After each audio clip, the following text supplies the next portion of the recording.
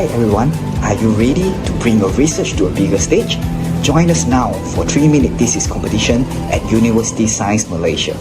At here, you get to present your work in 3 minutes, sharpen your communication skills, and engage a wider audience through your work. Hi, I'm Vanisri Kasi, 2023's Social Science category winner. And let me tell you, this is your moment to shine. You have got 3 minutes to own that stage and blow minds with your ideas. So, take a deep breath, stay cool, stay confident, and let your patient do the talking. Best of luck! Hi, Assalamualaikum. I'm Hamida, the national winner of the 3-minute thesis competition 2024. I am the representative from Malaysia for the Asia Pacific 3-minute thesis at the University of Queensland, Australia. 3MT is not just a competition, it's a chance for you to grow as a communicator, build connection and realize the true potential of your research. Let's make the 2025 3MT a memorable one. Shine your way. Best of luck!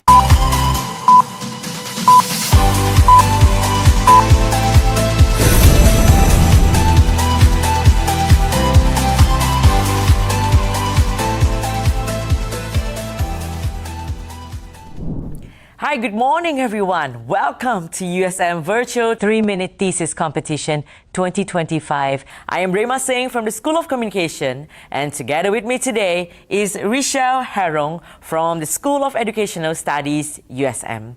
Both of us will be your MCs for today's competition. So, Richelle, tell me, how excited are you for today? Well, Rema, this is my first time with the 3MT Thesis competition, and to be honest, I'm quite nervous. But I'm also very excited to hear the excellent presentations of our USM students from all around the world. And as far as I know, USM has made it through as one of Malaysia's representatives last 3 years to compete at the international level in Australia. Well done. I assume some of you are familiar with this competition as USM has hosted the same program in previous years. Well, yes, Richelle, this year marks the 9th year of our 3MT competition. Same like last year, the event will actually be hosted virtually on 2 major social media platforms, which are through IPS YouTube and Facebook. So I'm hoping everyone to continue stay engaged and do not forget to cheer for your school. Now, without further delay, I would like to invite the Dean of Institute of Postgraduate Studies, Professor Dr. Azlan Abdul Aziz, to deliver his welcoming remarks. Assalamualaikum warahmatullahi wabarakatuh. Distinguished guests, esteemed contestant of the 3-minute thesis competition, it is my distinct honor to welcome you to the University Science Malaysia 3-minute thesis competition 2025. This prestigious annual event is organized by the Institute of Postgraduate Studies at USM and is supported by the Malaysian Council of Postgraduate Deans. Your presence here is greatly appreciated and adds to the significance of this momentous occasion. Ladies and gentlemen, the USM 3-minute thesis competition holds great importance for us as it unites our exceptional doctoral research students from diverse disciplines, each tasked with elucidating their research in a concise 3-minute presentation for a general audience. This competition not only highlights the innovative discovery of our doctoral research, but also addresses critical issues impacting both national and global communities. Our students explore solutions to pressing challenges such as climate change, food security, mental health, corruption, and many other significant problems. For the Institute of Postgraduate Studies, this competition is a vital platform for fostering skills in science communication. It encourages students to distill their complex research into accessible and engaging presentation for a non-specialist idea. Additionally, it serves as a bridge between the specialized language of scientific literature and the practical realities faced by society. Ladies and gentlemen, today we gather virtually for the USM 3-minute thesis competition to witness our remarkable doctoral students as they share their innovative ideas and research findings, aiming to address both national and global issues within a 3 minutes competition. This year, we have 45 contestants competing across 3 major categories: engineering and technology, social science, and science. The top 3 will have the honor of representing USM in the National 3 Minutes Thesis Competition. To all the contestants, I extend my best wishes. Make the most of your 3 minutes to impress us with your groundbreaking research and solution. May this competition continue to inspire a spirit of scientific inquiry, cross-disciplinary collaboration, and appreciation. Thank you. Thank you to Professor Dr. Azlan Abdul Aziz for the encouraging speech. Well, everyone, we know all of you can't wait to cheer for your school representative. But before that, let me briefly introduce about 3 Minute Thesis Competition, or known as 3MT. 3MT is a research communication competition founded by the University of Queensland, Australia in 2008. Briefly, this program challenges PhD students to present a compelling oration on their thesis topic and its significance in just 3 minutes. Although it is a short time, but for those who understand well enough about their research topic, they will be able to talk about their research in this short time. For this year, we have 45 participants, and all of them are PhD students from various schools in USM. These 45 participants are further divided into 3 main categories, which are engineering and technology, science, and lastly, social science category. All participants will be evaluated by 3 respected judges. Our very first panel, and also the chief jury, is Dr. Nur Azalia Kamaruzaman from National Poison Center. Then we have Associate Professor Dr. Chia Yi En from the School of Computer Sciences. Lastly, we have Dr. Marlena Jamal from the School of Languages, Literacies and Translation. Okay, now I assume you have a brief idea about this program and also the judges. But how about the house rules? For this year, the rules are: first, the presentation is limited only to 3 minutes, and presentations exceeding 3 minutes are disqualified. Secondly, the presentation is to be spoken only in words. No poems, no raps, and no songs. Thirdly, the 3 minutes start as the student commences, either via movement or speech. And lastly, it is the same for all competitions where the judge's decision is final with no negotiation. Before we kick off today's exciting event, let's take a moment to review the impressive statistics of the University Science Malaysia 3-minute thesis competition over the years. This competition has continuously seen remarkable participation and growth, and it's inspiring to witness the ever-increasing interest and enthusiasm from our talented postgraduate students. Do not miss the chance to win exciting mystery prizes. Here's how you can win. It's super simple. All you need to do is scan the QR code you see on your screen right now, or click the link in the chat box. Once you've done that, you'll be able to vote for your favorite participant for today's competition. That's right. You get to decide who takes the spotlight and who walks away with a special prize. But the real twist is, just by voting, you enter the draw for our mystery prize.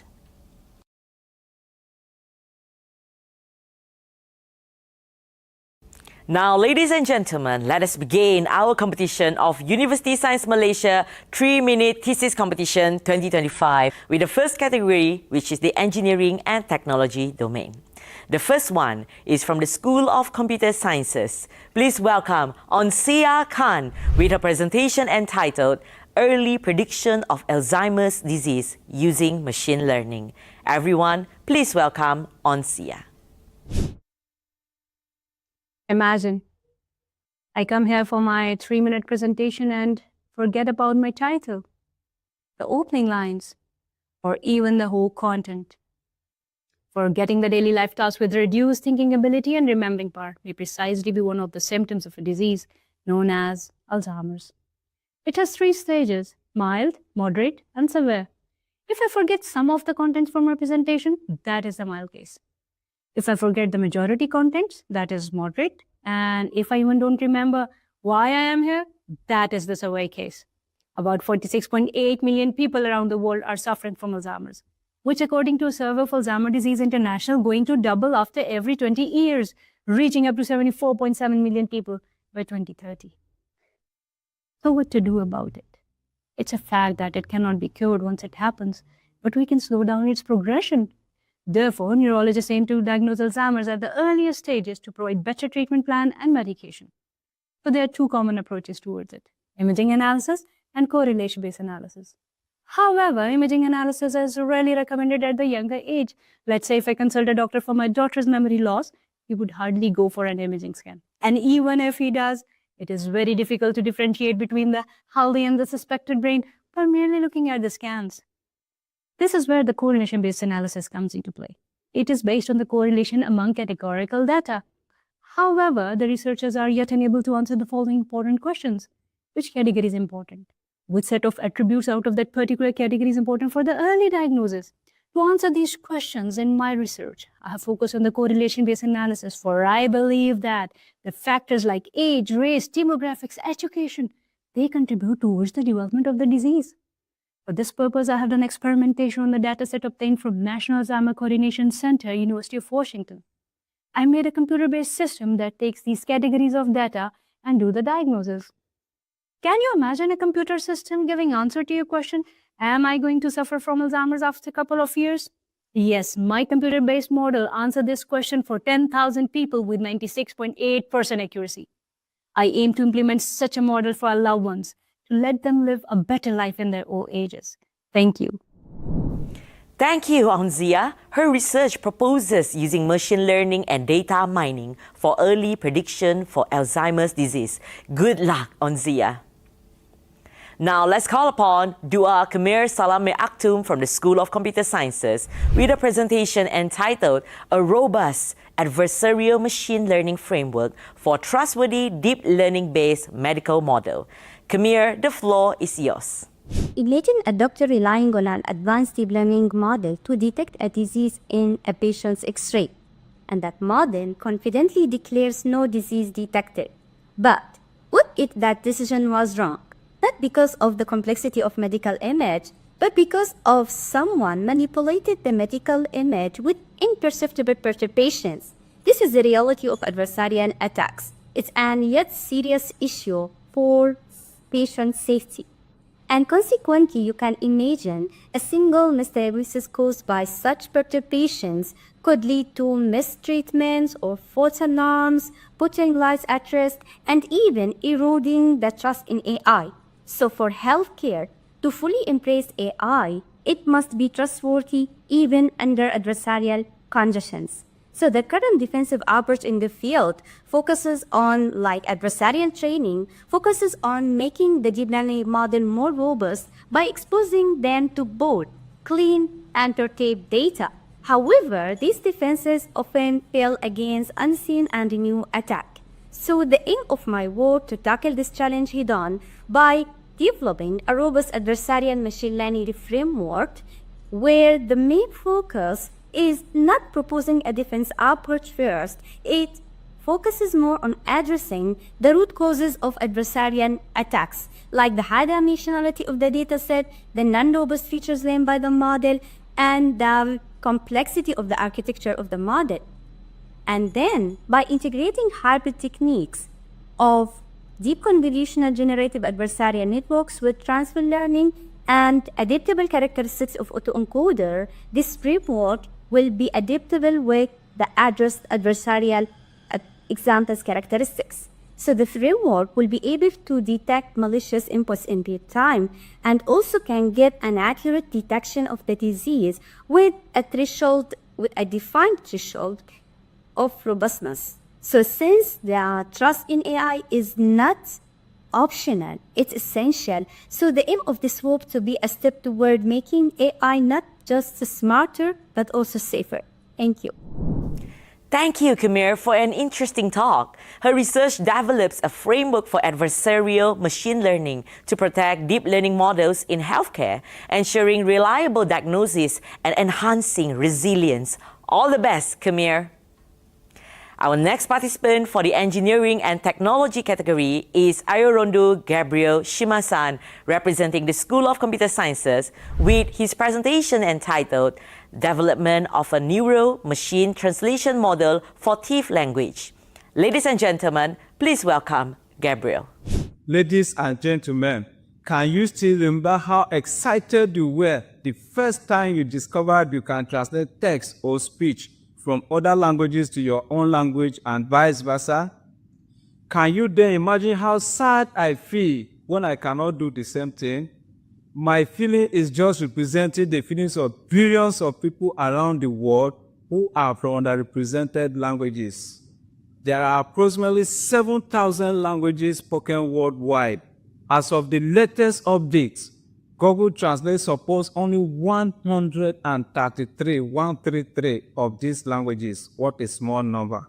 Nigeria alone has over 250 languages, and only 3 are supported by Google Translate and other translation apps. The Thief language spoken by millions of Nigerians remains largely underrepresented in digital and computational language systems. Neural machine translation is an advanced approach to machine translation that uses deep neural networks in translating text or speech from one language to another. Machine translation has made significant advancement for high-resource languages, but the development of translation models for low-resource languages such as the Thief language remains a challenge. Therefore, this research aims to address this gap by adopting a pre-trained model trained for a high-resource language pair for the Thief language, leveraging transfer learning techniques. However, instead of fine-tuning the pre-trained model, which is the dominant approach in adapting to new languages and domains, we propose the use of adapters, which are lightweight trainable modules. These adapter layers are inserted in between a pre-trained model while freezing the model to preserve its general knowledge. The research also involves the compilation of a Thief English bilingual textual corpus from articles, books, and oral translation by the Thief native speakers. The significance of this research lies in its preservation of the Thief language, promotion of digital inclusion, and enhancement of educational resources for both the Thief speakers and the non-Thief speakers. The outcome of this research can also be duplicated by similar underrepresented languages worldwide.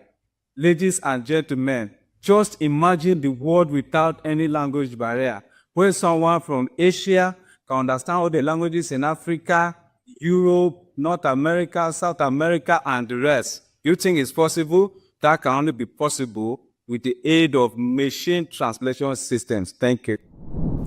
Thank you, Gabriel. Such an impressive talk. The research leverages transfer learning to fine-tuning models for new languages and domains by adapting a pre-trained neural machine translation, or it's called NMT model, for the Thief language. So, Gabriel, I wish you all the best in your research.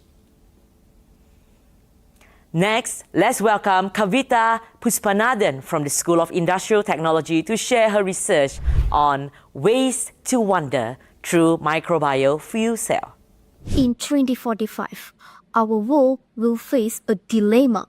The fossil fuels will be depleted and the renewable energy will not be able to keep up with the growing demand. Scientists scrambled for an alternative, but an unexpected hero came to the rescue, the human feces. The journey started from the human toilet to the power grid in every home. Each household will be equipped with a smart microbial fuel cell as a power pot. Well, microbial fuel cell is a rectangular system filled with human waste together with the specialized bacteria that converts chemical energy from the chemical bond of waste into the electrical energy through the catalytic activity of the bacteria. Each fuel cell tank equipped with anode, cathode, and a separator, which is the membrane that allows ions to pass through. Once the human feces flushed in the toilet, it traveled to the local processing hub, which is the anode compartment. Then the electrogenic bacteria started to work. The bacteria feasted with the organic matter from the human waste. Then it breaks down and convert into the electrons and hydrogen ions. The electron passes through the external circuit from anode to cathode, whereas the hydrogen ion passes through the separator. Proton exchange membrane is a specially formulated membrane in fuel cell as it channels hydrogen ion and also prevent the crossover of human feces from anode to cathode compartment. Once the process completed, then what will be the result? The power will be fed into the power grid. But the magic not finished yet. The nutrient-rich sludge can be utilized as fertilizer since the bacteria already removed most of the toxic pollutants from the human waste. To sum up microbial fuel cell is a sustainable and a renewable technology that convert waste into bioenergy, waste into water, and waste into biofertilizer. Thank you. Thank you, Kavita. Her research is about the growing population is increasing concerns over dewatered sludge in Malaysia. Therefore, microbial cells offer a sustainable solution by bioremediating dewatered, generating bioelectricity and biofertilizer. Kavita, I look forward to your success. Now, we will proceed with Lau Heng Chuan, representing the School of Industrial Technology, with his research entitled Phosphorus, Untapped Potential in Plastics. The floor is yours. Plastics, one of the greatest inventions of the industrial age. They are cheap, versatile, and durable, making them indispensable in our daily lives.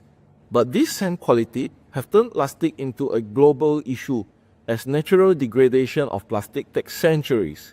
Plastic waste is filling our landfills, polluting our seas, and even washing ashore to remote places like Antarctica. So what can we do?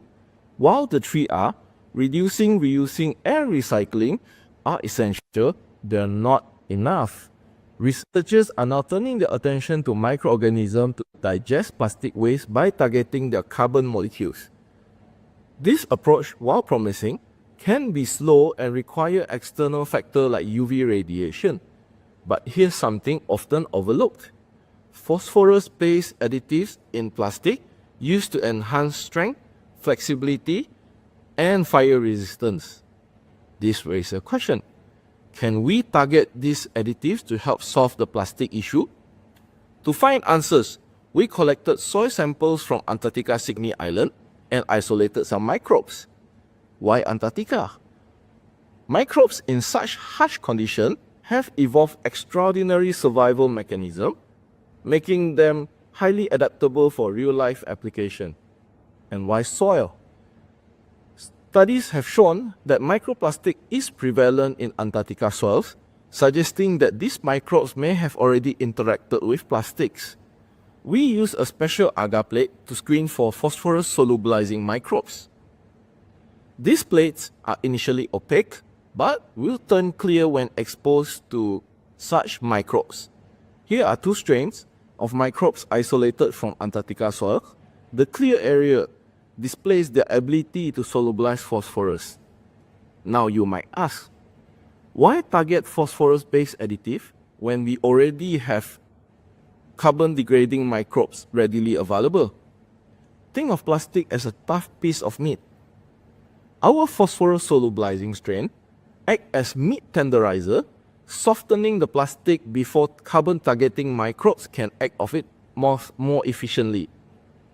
By combining different microbial strains, we could enhance and speed up the biodegradation of plastic and address the global plastic problem more effectively. Plastics, we can't live without them, we can't live with them. Microbes, natural powerful tool to mankind's problem. Thank you. Thank you, Heng Chuan. His research focuses the use of soil microbes to enhance plastic biodegradation by targeting phosphorus-based additives, offering accelerate plastic breakdown and tackle global plastic waste crisis. I wish you all the best. Without further ado, let me introduce you to our next participant, Manjula Subramaniam from the School of Chemical Engineering, with a presentation entitled Study of Sulfur Dioxide Catalytic Thermal Reduction to Elemental Sulfur over Eggshells Derived Calcium-Based Catalysts. Let us welcome Manjula. A very good day to the panels, and I'm Manjula Subramaniam here to present my 3-minute thesis presentation entitled Study of Sulfur Dioxide Catalytic Thermal Reduction to Elemental Sulfur over Eggshells Derived Calcium-Based Catalysts. With an elevation of modern technology, sulfur dioxide can be emitted by various ways like oil refineries and metallurgy processes, and also from power plants and industries. It shows that exposure to a concentration of 2 ppm of sulfur dioxide will cause irritation, choking, and coughing, whereas exposure from 400 to 500 ppm will cause fast life-threatening conditions. Evaluating sulfur dioxide emissions is increasingly critical for addressing environmental concerns and safeguarding human health. One of the commercial initiatives of reducing sulfur dioxide in the atmosphere via flue gas desulfurization, which shows up to 90% of sulfur dioxide removal efficiency. However, an additional waste treatment area is established to treat a vast amount of secondary pollutants produced. Hence, this research gap gives me a golden opportunity to focus on novel sustainable approach utilizing eggshells-based derived calcium-based materials for the catalytic thermal reduction of sulfur dioxide to elemental sulfur. Our research focuses on the fossil synthesis of calcium-based compounds proceeding from chicle eggshell waste to calcium oxide, calcium sulfate, and finally calcium sulfide for treating hazardous sulfur dioxide gas in a one-pot reactor. The reduction process is much preferred due to its advantages as its product is solid form sulfur, shows its suitability and for storage long-distance transportation.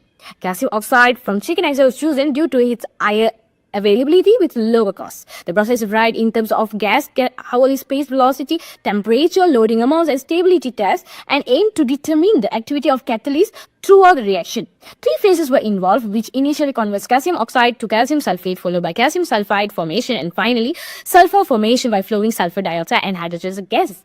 Analyzing of this experiment aids with the performance of GCTCD in determining the amount of sulfur dioxide by catalyst to elemental sulfur during the reduction process. Synergistic pathways of mass van Kraepelin and radial mechanism underlying the sulfur dioxide reduction process were elucidated, showing the catalyst calcium sulfate is reasonable and can be reduced in the subsequent cycles. For the mass van Kraepelin mechanism, hydrogen extracts the lattice oxygen from calcium sulfate to give calcium sulfide. Subsequently, adsorption of sulfur dioxide replaces the empty oxygen lattice by releasing sulfur gas and recovering calcium sulfate. Meanwhile, at the radial mechanism, acidic sulfur dioxide reactant adsorbs on the basic calcium sulfide surface, and then hydrogen reducing gas interacts with the adsorbed sulfur dioxide. Subsequently, the reaction gives sulfur gas. Finally, the solid sulfur is condensed in a sampling collector at room temperature. Thank you. Thank you, Manjula, for your knowledgeable talk. Good luck for your research. Let us continue with the next presenter, Muhammad Hazaril Zairi bin Muhammad Harun from the School of Chemical Engineering with presentation on the liquid membrane smart antibiotics remover for cleaner water. Do you know that the person sitting next to you could be taking antibiotics right now? Not because they are sick, but because trace of antibiotics might be in their drinking water. Shocking, right? I believe everyone knows that antibiotics is used to treat bacterial infection. And I also believe that everyone should know that whatever they consume must go out. Here's a fact that might surprise you. Up to 80% of the antibiotics we use don't stay in our bodies. They will go into the rivers, lakes, wastewater, environment, or even our drinking water. These antibiotics are too weak to fight the bacteria in the wastewater. Therefore, they give these bacteria chances to evolve into superbugs that no medicine can kill. In fact, antibiotics resistance causes more than 1 million people die every year, and this number could be increased by 2050. Can you imagine this will kill more people than cancer? OMG, this is so terrifying. Now imagine A single drop of water carrying these tiny traces of antibiotics is enough to spark this crisis. Antibiotics are supposed to be a lifesaver, now become a silent killer to us. But what if I told you that I found a secret weapon to solve this issue by using liquid membrane? Liquid membrane is simple technology yet a powerful system. Imagine it's like an LC filter at your house, which it can trap the dust and pollutant, give you clean and cool air. My liquid membrane works just like that. It filters antibiotics from wastewater. The main component of this system is aliquot, which is a green and sustainable extractor. The genius part is it can also remove harmful substances like heavy metals and other micropollutants. It's like killing two birds with one stone. Wait. Not only that, this system also cost-effective and energy efficient. It can be easily scaled up for a real-world application. With this liquid membrane technology, we can say goodbye to a big machine, high-pressure system, and extreme temperature technology. Now, ladies and gentlemen, we shouldn't turn a blind eye regarding this issue. We should work together. With the innovation like my liquid membrane technology, we can tackle this threat, protect future generations, build a healthier and more sustainable world. Thank you. Thank you, Hazarel. His research is about antibiotic resistance, a global crisis deadlier than cancer, which can be addressed with innovative liquid membrane technology.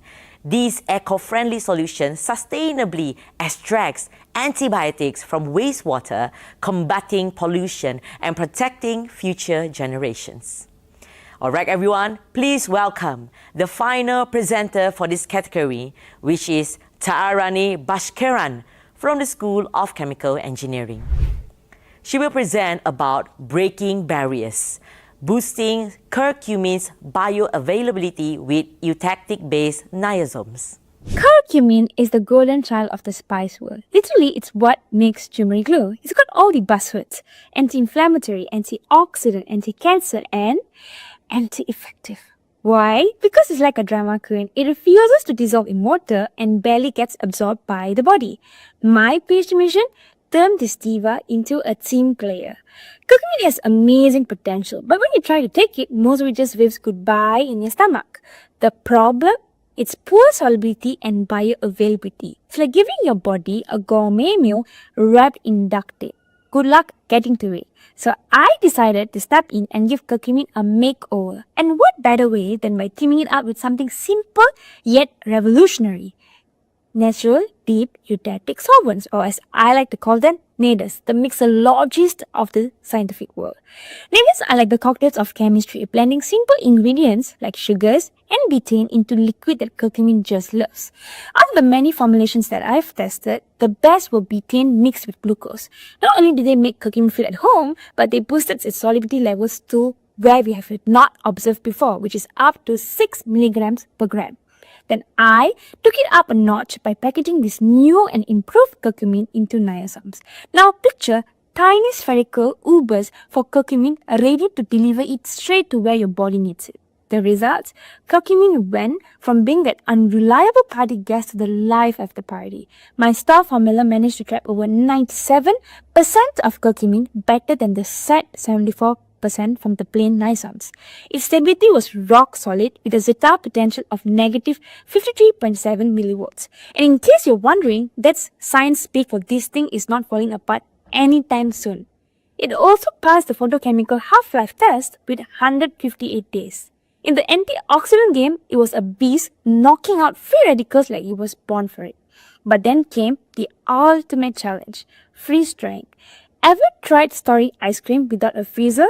That is what it's like to freeze dry niasomes. Enter mannitol, our superhero cryoprotectant. With mannitol, my niasomes not only survived but thrived. Particle size halved, stability soared, and curcumin stayed snugly inside, ready to fight the good fight. So what does this mean? I took curcumin from being that friend who flakes on every plan to someone you can rely on. Stable, beneficial, powerful, and ready to help. This research is isn't about just curcumin. It's about showing with a little creativity, even the most stubborn molecules can shine. Next time you sprinkle turmeric on your food, remember it's not just a spice. With the right science, it's a superstar waiting for its big break. Thank you. Thank you to Arani for your enlightening presentation. Her research offers an environmental friendly, stable, and efficient delivery system for curcumin, addressing its solubility and therapeutic limitations. I look forward to your success. Now, we finish the first category, which is engineering and technology for today. We will have a short break before proceeding to our next category, which is the science category.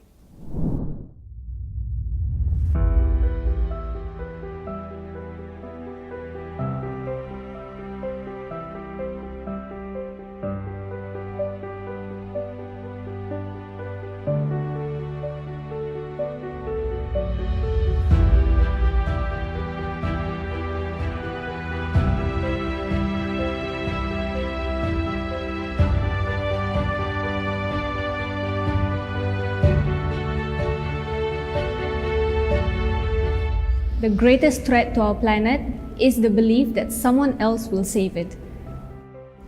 Sustainability is no longer an option. It is now an obligation.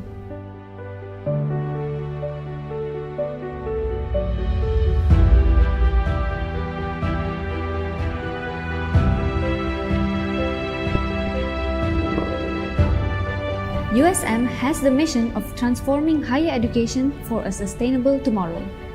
With each step taken, USM will always lead the move in matters regarding sustainability.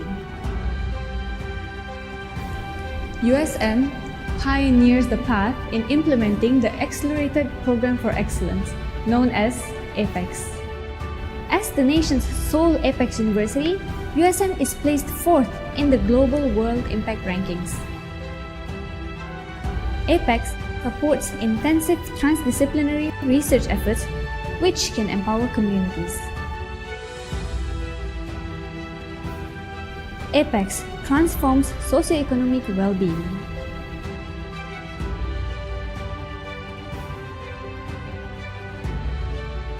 APEX empowers the strategic quadruple helix collaborative network. APEX gives rise to hebat talents that are prominent, excellent, and eminent.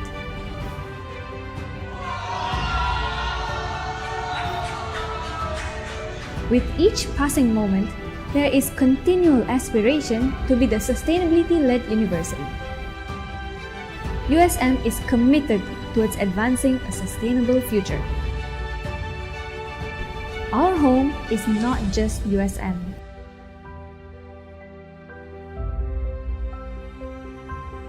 Our home is much bigger.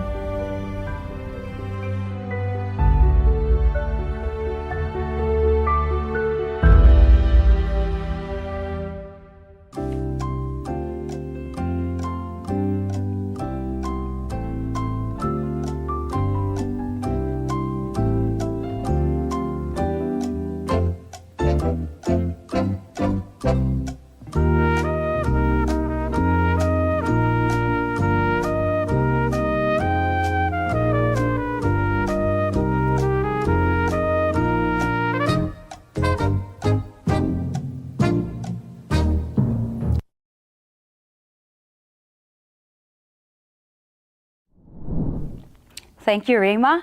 We will now move on to our next category, which is science category. But before we move on, it's good to share with everyone here that the top 3 participants from today's competition will represent USM at the national level. And those that won at the national level will then represent Malaysia at the international level in Australia. Ladies and gentlemen, let's start the next category with our first participant, Atashim Afrin from the School of Chemical Sciences. She will present her research entitled Development of Graphene Oxide-Based Anode Modifier for the Treatment of Textile Dye Wastewater and Energy Recovery in a Microbial Fuel Cell. Dye industry significantly contributes to water pollution.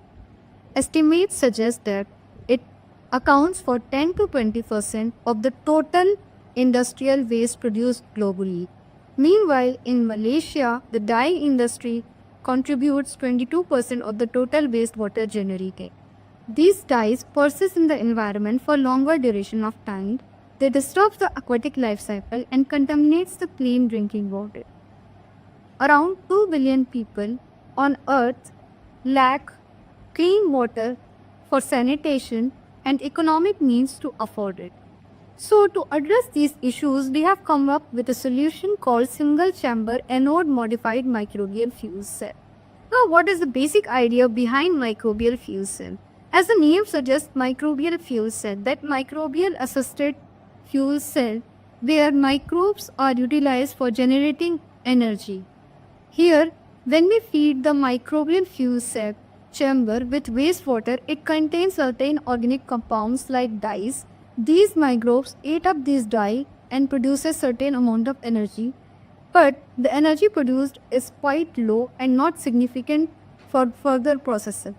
So in order to make that electrical energy significant and speed up the process of dye degradation, we have focused on modifying the anodic surface, because with the modification of anodic surface we can enhance the electrical conductivity, the longevity and the energy efficiency of the microbial fuel cell.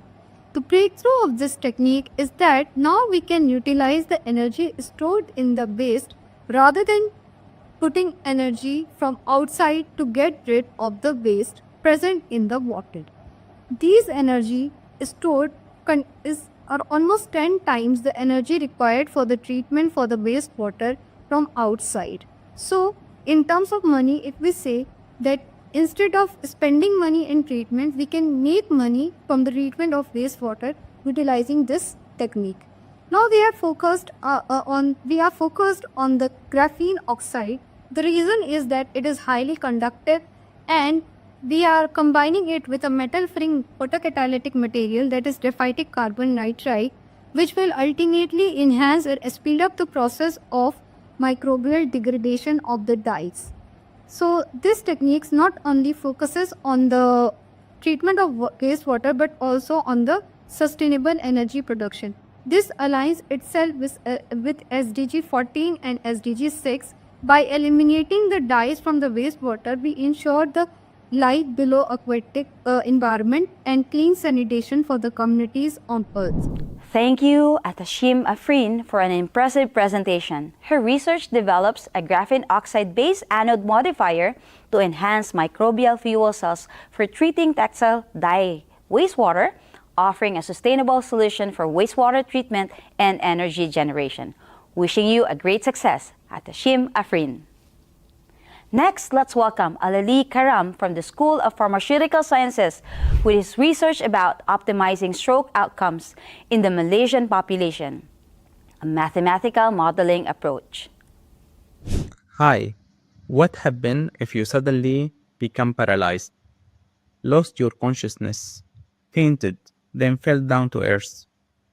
This is what happens when you have a strong acute ischemic stroke attack. Your brain cannot capture the right amount of oxygen, which leads the body to produce more sugar to facilitate this process. But this increase in sugar, which is glucose, can go very bad and attack various organs and worsen the condition. So the safest option in this case is to protect the organs by using insulin as soon as the patient comes to the hospital. But wait a minute. Previous study said that the efficacy of this step might not reflect on the stroke consequences later, which include the physical disability, your ability to walk, repeating the stroke event after several months, or even death. What could be the reason for that? So, insulin is usually given to people with diabetes, and the stroke patient is not necessarily to be diabetic. Is it a physiologic-related issue that caused the wrong decision in the dose from the start? So both diabetic and non-diabetic patients may be treated with incorrect insulin doses and making the condition worse? In my study, I'm discovering how insulin acts in each case. by capturing the movement of insulin in the body compartments, from the skin where it absorbs to the blood where it distributes. This way of modeling, called the PK modeling or pharmacokinetic modeling. Suppose we know each patient how he reacts to the insulin.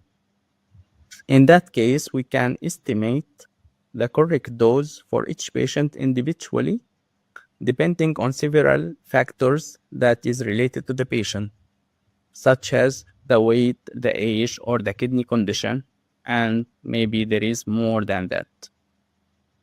This approach will help limit the consequences of future strokes by ensuring each patient gets the correct insulin dose tailored to their specific needs.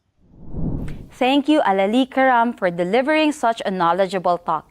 His study aims to identify those adjustments to improve stroke outcomes. All the best for you. We will continue with Daniel Kasim Bat from the School of Dental Sciences. His research entitled Police Investigation and Masking the Villains Behind Mouth Cancer. Ladies and gentlemen, please welcome Daniel Kasim. We have always wondered why cancer patients are treated late. The answer from doctors always is late diagnosis. Due to this delay in diagnosis, the survival of cancer patients is very low. I started my journey with two questions in my mind. Number one, are there any cancer developing proteins? Number two, is there any way to identify them for early diagnosis and treatment? Mouth cancer ranks 6th in the world among other cancers. It is caused by smoking tobacco. The death rate of mouth cancer patients is very high. I use mouth cancer tissue for my study. IFA6 and RSET2 are cancer developing proteins that have been found in other cancer but have never been found in mouth cancer. We are going to use these proteins for our investigation, and we have referred them as the villains, as you can see from the poster. We use two investigative units for our investigation. Number one investigative unit is a gold standard unit that involves the production of antibodies. We have referred antibodies as policeman 1 from the poster. They are produced from animal and it takes 6 months for their production. They were made to search the mouth cancer tissue and they identified the villains. The second investigative unit is a new unit that was used to develop aptamers from computer. These aptamers are referred as policeman 2. They were made into the physical form in 1 month. They were made to search the mouth cancer tissue and they successfully identified the villains. Both of our investigative units successfully identified the cancer developing villains. However, the one that was created from the computer identified the villain faster than the gold standard one. In the end, I want to sum it up that my study successfully identified the cancer developing villains and produced a new tool that can help in diagnosis, that can increase the chance of survival in mouth cancer patients. Thank you. Thank you, Daniel Kasim, for the interesting research. His research is about detecting cancer-developing proteins in mouth cancer to produce DNA aptamers for early diagnosis and treatment planning. Good luck, Daniel Kasim. Moving on to our next participant, Emerline Shelda Siao from the School of Mathematical Sciences with her research on adaptive neurofuzzy inference system, the superpower for computers. Emerline, the floor is yours. Hello everyone, today we are diving into the world of artificial intelligence. But forget robots taking over, we are giving computers a little brain boost. Ever ask your kid or your friend a grown-up question and get a blank stare? So that might be how my daughters feel when I ask her about artificial neural networks. Sounds like something out of a sci-fi movie, right? Well, it's actually pretty cool. Imagine your brain is a giant jigsaw puzzle with tons of tiny pieces called neurons. Now, picture an artificial neural network as a computer version of that puzzle, lots of little parts working together. Instead of neurons, though, these are like mini computer brains. So these mini brains help computers learn and solve problems, just like how we use our brain to figure things out. So it's basically giving computers a way to be less clueless and a little more, well, human-like. Next up, fuzzy inference system. No, not a confusing maths equation. So fuzzy inference is like teaching computer to deal with uncertainty. When you're stuck between two choices, you don't just say yes or no, right? So fuzzy inference lets computers do the same using terms like maybe or probably based on the situation. So it's like giving them the ability to think in shades of gray, not just black and white. So now combine these brainy computers, ANNs, with fuzzy thinking, fuzzy inference system. So what do you get? ANFIS, UNFIS, or adaptive neural fuzzy inference systems. Don't worry, you can just call it the superpower for computers. So think of it like this. My daughter is singing in the car again. And I, as an amazing parent, have to be her coach. So in this situation, right? So, but I cannot just say good or off key. Unfazed is like that super supportive mommy or mother, which is me, who give feedbacks like, you've got the rockstar spirit, but maybe try hitting those high notes next time. So ANNs are like computer brain that learned, and Unfazed takes it a step further by giving helpful advice. Pretty cool, right? Now you can impress your friend or at least avoid that blank stare from your kid by knowing all about these brainy computer systems. That's for my 3-minute thesis. Thank you and have a nice day. Bye-bye. Thank you, Emerlyn. Her research explains that adaptive neural fuzzy inference system is a powerful tool for modeling complex relationships and facilitating decision-making processes. All the best for your research. Coming up next is Kachi Jolly Babangida, representing School of Biological Sciences with a research entitled Save Us, Cyanids Lives Matter. Everyone, please welcome Kachi Jolly. Do you know that by 2050, plastics will be more in the world's ocean than fish?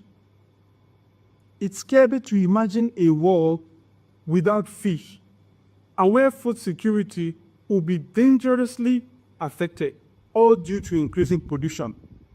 More worrying is the fact that Malaysia ranks third amongst the world contributors to plastic pollution in the ocean. Fish protein is one of the healthiest sources of proteins, and about 1 billion people worldwide depend on fish protein as their primary source of animal protein. In Malaysia, fish contributes 21% of the total protein supply, with a fish per capita consumption estimated at 51.9 kilograms and 51.8 kilograms per year in coastal and rural areas respectively, which are all higher than in urban areas, having just 36.9 kilograms per year. Why the plea from shellnets? First, the shellnets constitute part of the 3.5 trillion fish estimated to be in the ocean, which makes them susceptible to all threats obtainable in the ocean. The fish family shellnet also was designated as a conservation priority by the International Union for the Conservation of Nature Species Survival Commission in 2007, which called for evaluating the extinction risk of all its species. Also, in Southeast Asia, the shellnets, commonly known as ikan delama in Malaysia, contribute substantially to local fisheries, with a global production of about 1 trillion tons per year, putting them at high risk of habitat degradation and overfishing. Indeed, their lives matter. So, just as mothers constantly take inventories of things in the house for the purpose of planning and management, my research focused on taking stock inventory of the share needs both in Malaysia and Nigeria using their peculiar characteristics in morphology with the aid of a technique known as geometric morphometrics. For the very first time, the results obtained could be used in their program planning and management and sustainable use. By so doing, my research contributes to the 14th Sustainable Development Goal of the United Nations, which emphasizes the sustainable use and conservation of marine resources. Thank you for listening. Thank you, Kachi Jolie, for the interesting talk.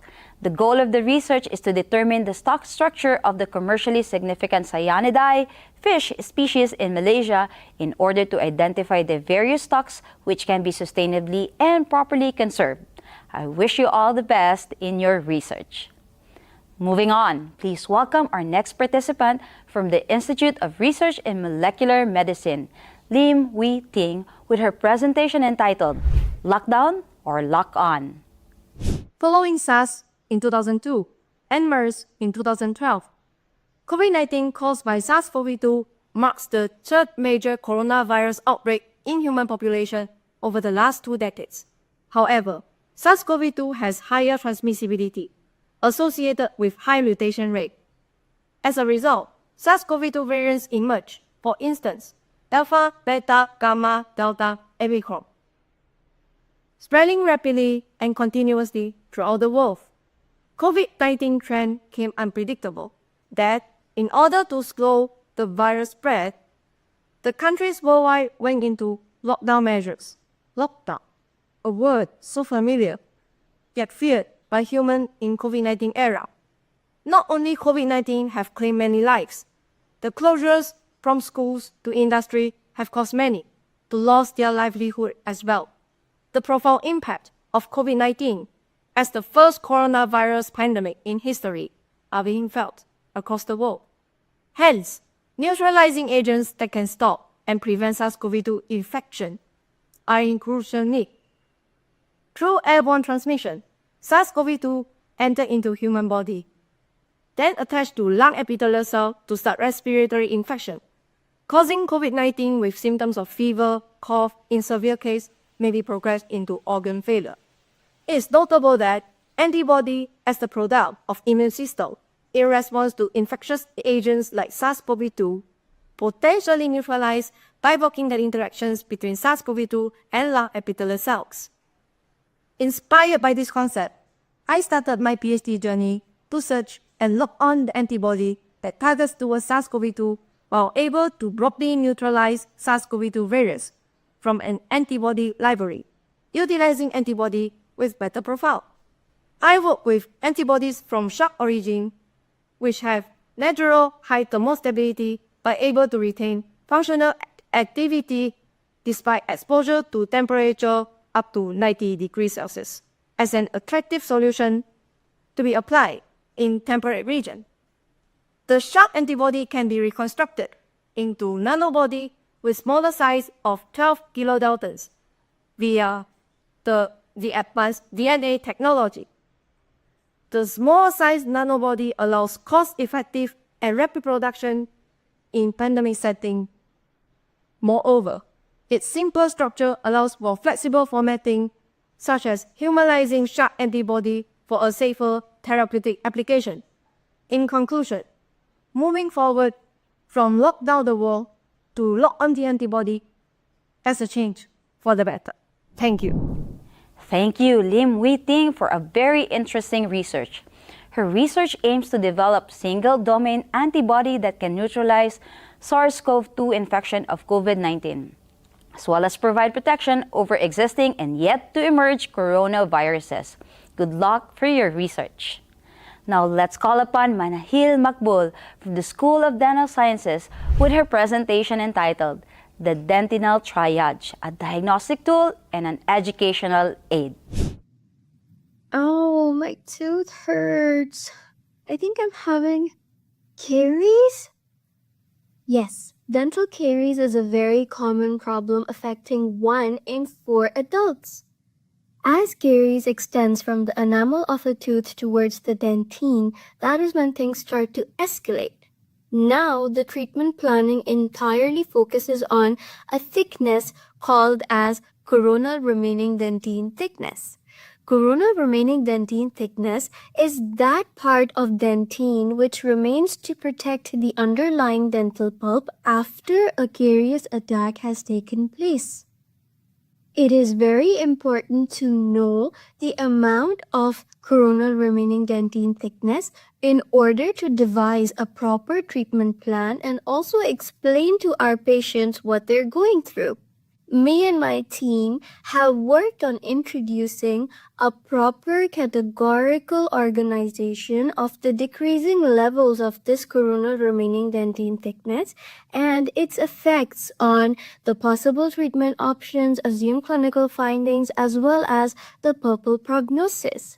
The dentinal triage divided into the green zone, the yellow zone, and the red zone helps in understanding the urgency of treatment in order to save our tooth.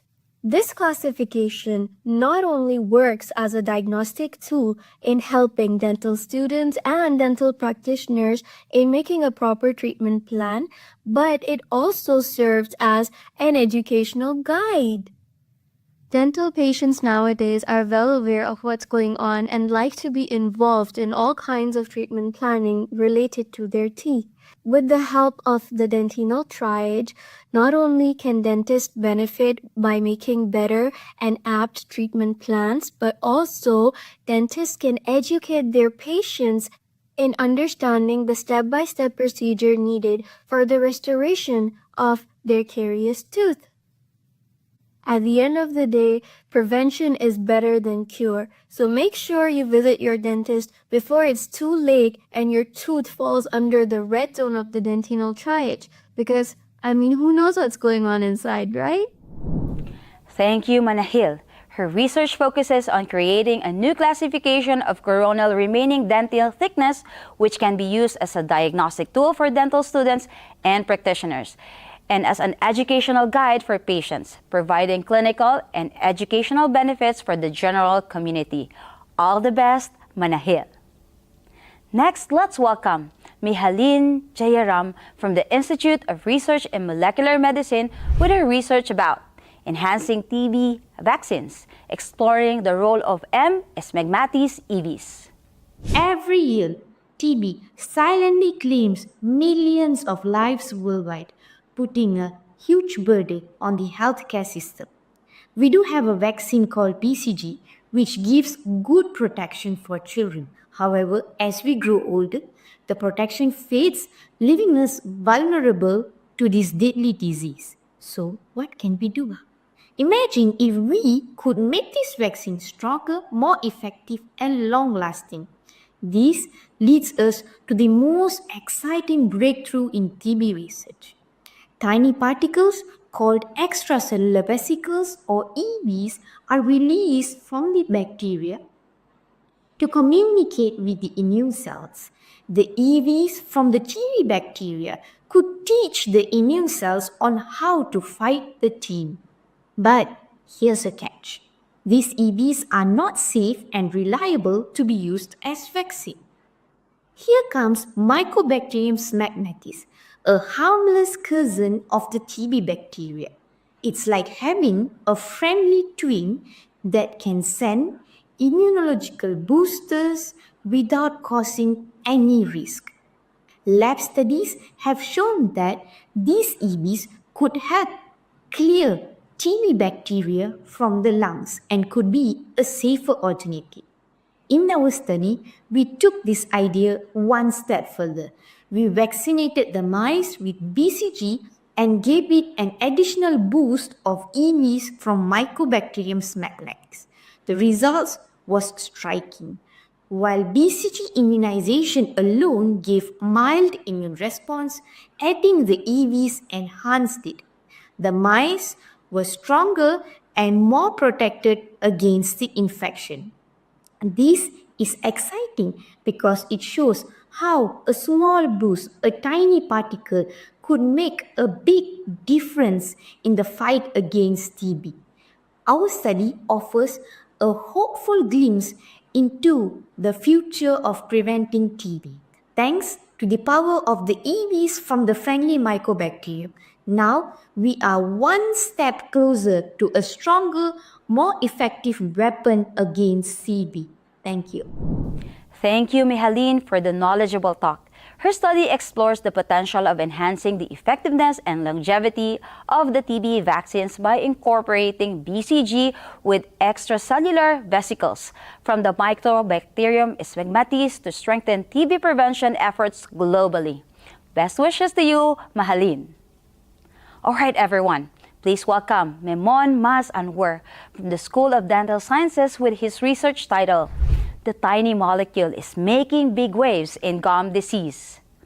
Imagine you are sitting at a dentist's office for a routine checkup and a dentist tells you that you have a gum disease, also known as periodontitis. Sounds pretty ordinary, right? But did you know periodontitis is one of the most common disease worldwide, which is affecting half of the global population? But here's the surprising part. It's just not about your gums. Periodontitis has been linked to serious health issues like heart disease, diabetes, and even the bone disease. And on top of that, it affects your whole quality of life. The pain, the difficulty in eating, the bad breath, it all impacts your confidence and your day-to-day life. But the good news, we can potentially detect and stop the disease early. So that's where my research comes in. What exactly causes periodontitis? It starts with bacterial inflammation and causing the chronic inflammation. This inflammation damages your tissue and bone around your teeth, that eventually causing the tooth loss. The issue is that periodontitis often develops without obvious symptoms, meaning people don't realize until the damage is already done. But why do people some have and other don't? Because there are several risk factors that include smoking, oral hygiene, genetic, diabetes, and the stress. So the question is, how can we detect it early before the damage is done? Now here's the exciting part.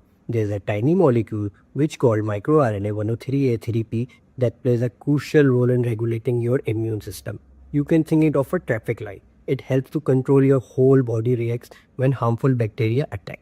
And one of the microRNA regulate the toll-like receptor signaling pathway, which trigger your immune response. If this pathway get out of balance, this causes the too much inflammation. That leads to gum disease. So my research focus on how microRNA 103A3P keep this pathway in check, preventing inflammation that causes the gum disease. Why this microRNA matter? Because that could be a biomarker for detecting periodontitis early. By measuring the level in saliva and gum cells, we could catch this gum disease before it damages the serious. Beyond the health risk, periodontitis can severely impact your whole quality of life. Imagine people do not having worry about painful or embarrassing them problem, letting them live confidently and healthy and happily. Early detection could make a huge difference in quality of life. So, in conclusion, periodontitis is just not about a gum disease. It's a global health burden affecting millions of people that link to serious health condition. So, microRNA 103A3P could be a potential biomarker. Now it's time to start focus on tiny molecule that could make a huge difference in oral health. My work is just a one step towards a world where periodontitis is not a silent threat, but a preventable and manageable condition. Because in the battle of oral health, every molecule matters. Thank you. Thank you, Memon Mas Anwar. His research aims to enable early detection of periodontitis, preventing irreversible damage and improving overall health outcomes. Looking forward for your success. Now let's call upon Mayamai Velyamai Swaminathan, representing School of Pharmaceutical Sciences, with his presentation entitled Anti-Diabetic Effect of Sweetinea microphilia Seed Extracts in Type 2 Diabetic Goto Kakizaki Rats. Bang, roti canai satu, nasi lemak satu, teh tarik satu. Wow, this order looks very appetizing, right? Sharing it is already making me hungry. But it's a no for many people who have been diagnosed with diabetes. Some of the diabetics feel tired after a meal. blurry vision, and some can't function well after a whole meal. In 2021, Malaysia ranked 5th in the Western Pacific with 4.4 million adults battling diabetes. What if managing diabetes means sacrificing your favorite food, enduring costly medications, or battling frustrating side effects? Well, that's what my study is about. Would you believe me if I say that a seed of a plant holds magical properties to cure diabetes? Sweetenia macrophylla is also known as buah tunjul langit. I studied how Sweetenia macrophylla seed extracts help manage diabetes using lab tests, cell studies, and experiments on diabetic Goto Kakizaki rats. This unique non-obese model closely mirrors human type 2 diabetes characteristics, making it valuable for testing new anti-diabetic treatments. The results are promising. The extracts regulate blood glucose levels, regenerate pancreatic beta cells, inhibit glucose absorption in the small intestine, and even mimic insulin to stimulate glucose uptake in muscles and adipocytes, thus enhancing the insulin sensitivity, all with fewer side effects. Importantly, they were non-toxic to pancreatic beta cells and adipocyte cells, and to GK rats as well, suggesting safety for potential human use. The traditional plant-based therapy offers a potential breakthrough, a safer, more affordable alternative that eases both the financial and medical burden of diabetes, especially for the older populations. Traditional therapy for diabetes aligns with Sustainable Development Goal number 3, good health and well-being. By exploring this therapy, we can integrate culturally accepted, cost-effective solutions into diabetes management, particularly in resource-limited settings. Ultimately, my work is about giving people with type 2 diabetes the freedom to live and to eat with fewer restrictions. With solutions rooted in nature, a healthier life can still include your favorite food, enjoyed in moderation. Yes, that means a yes to nasi lemak. Thank you, Maya Mai. Her study explores Sweetenia microphylla as a natural alternative, revealing its glucose-lowering, insulin-sensitizing, and insulin-mimicking effects, making it to be efficiently used in type 2 diabetes treatment. Best of luck for you, Maya Mai. We will continue with Muhammad Gamal Mohamed Maslub from the School of Pharmaceutical Sciences. His research entitled Puzzling Variations in Response to Atorvastatin. We finally have the explanation. Ladies and gentlemen, please welcome Mohamed. Having high cholesterol, a high level of fat in your blood is unhealthy, as it can create roadblocks in your artery highways where blood travels throughout your body. Poor blood flow can damage your vital organs like the heart and brain, as they may not receive enough blood from your arteries. So this can increase your risk of heart attack or stroke if blood flow to your brain is blocked. People who need a remedy to control high cholesterol often use statins, which are medications recommended by doctors to help lower bad cholesterol levels that may build up in your arteries. Atorvastatin is a statin commonly recommended worldwide. However, people respond to atorvastatin in various ways. Here, have you or someone you know taken a medication that was not suitable? This means a medication that was not working as well or had unbearable side effects like what happened to my neighbor after taking atorvastatin, which caused yellowing of the skin. Genetics may play a role in knowing why. Let us dive deeper into genetics. How the body utilizes and eliminates medication is called processing or metabolism. Enzyme called cytochrome P450 assists the body in processing medication. Genetic inherited from ancestors can cause changes in this enzyme, resulting in different reactions to medications. Me and my research team looked at how genetic change in these enzymes, along with another enzyme that processes oleic acid, affect how your body responds to atorvastatin. In Egyptian, after atorvastatin treatment, we found these genetic changes were strongly linked to low levels of cholesterol and triglyceride, fats in the blood. The genetic change made the body remove atorvastatin more slowly than normal. And again, higher blood levels of the medication, which was the trouble. This change were also linked to a greater negative response to atorvastatin, a remarkable increase in bilirubin levels, a side effect of the remedy on the liver. Elevated bilirubin levels, iodopigment can cause yellowing of your eyes and skin. So our research can help people in the real world.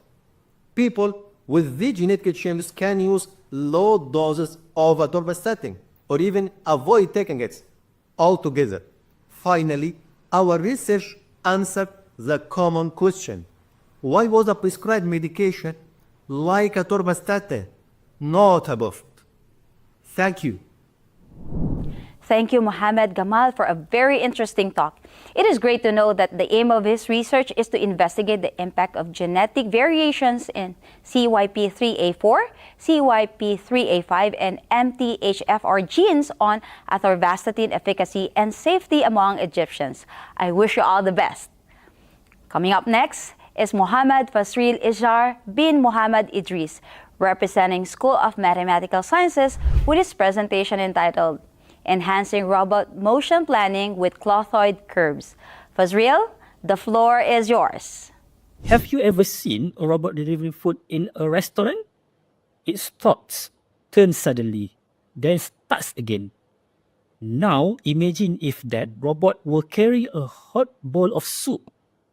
It's easy to guess what might happen next. Spills, delays, and a not so happy customer.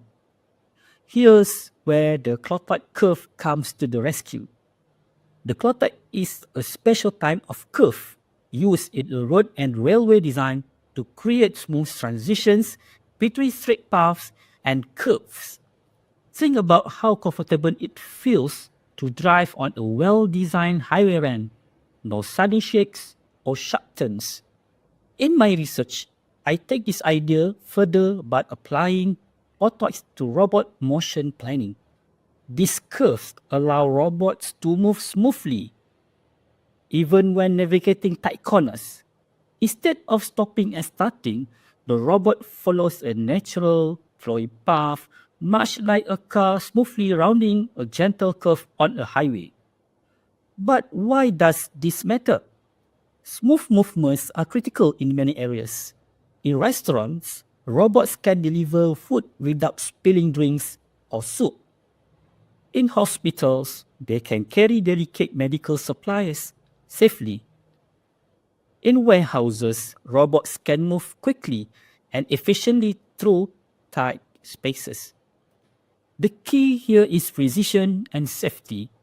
Clothoid curves ensure that robots not only work faster, but also reduce errors, saving time, energy, and resources. My research is about enhancing how robots integrate into our lives. Clothoid curves have a unique and special feature. They are mathematically constructed and characterized by a consistent rate of curvature. Using my calculation, I determine the different speeds for the robot's left and right wheels. What is even better is that this allows the robot to gradually increase its speed, resulting in smooth and fluid motion. From mathematical brilliance to practical solutions, clothoid curves are transforming the way robots move. So we have engineers to build the robots, computer scientists to write the code, and me, as a mathematician, my role is to plan the robot's motion. With my calculations, I'm not just solving equations. I'm shaping the future of robotics, making technology work beautifully in our everyday lives. Thank you. Thank you, Fazriel, for a very impressive talk. This research explores the complex mathematical calculations involved in applying clothoid curves to achieve smooth, continuous motion transitions, minimizing abrupt changes, and ensuring a seamless path with a consistent curvature rate. Good luck, Fazriel. Now let's call upon Muhammad Iqbal Shaharuddin from Advanced Medical and Dental Institute.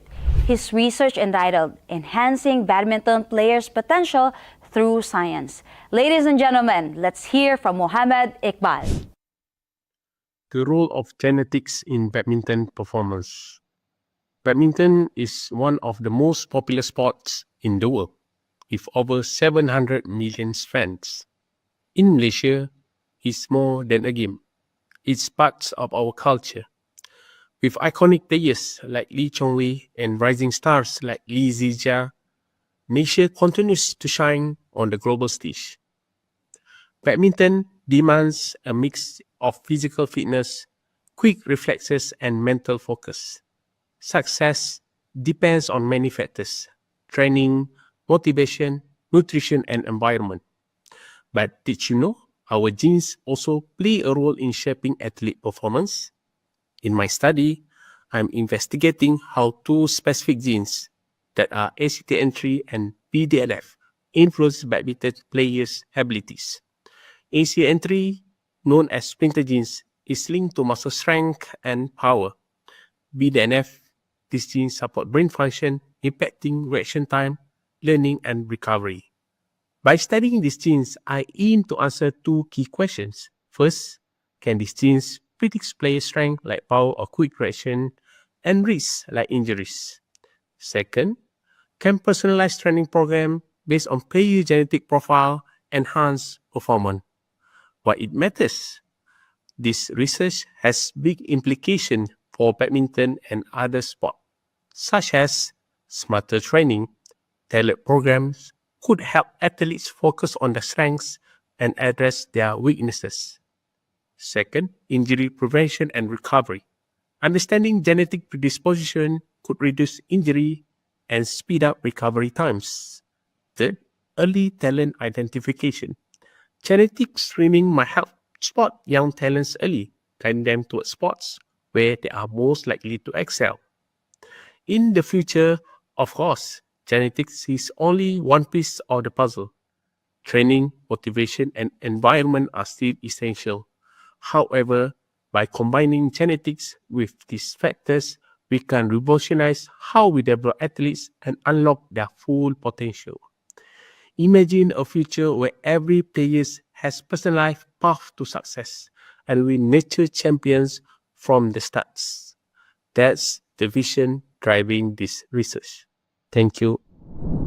Thank you, Muhammad Iqbal. His study explores how ACTN3 and BDNF genes affect strength, recovery, reaction time, and injury risk, aiming to optimize performance through tailored training and uncover potential for early talent identification via genetic screening. Wow, very interesting indeed. I wish you all the best. Now we finished the first round of the science category. We will have a short break before we continue to our second round. In the quest, the search for knowledge and insights, diving deep for ideas to gain prominence, be they the scientists, teachers, accountants, entrepreneurs, engineers, artists, managers, lifesavers, mothers and fathers. Let us be a trusted companion, your preferred high-flying institution, as we achieve excellence holistically. Because we believe in nurturing our future talents, we endure sowing the seeds for a sustainable tomorrow.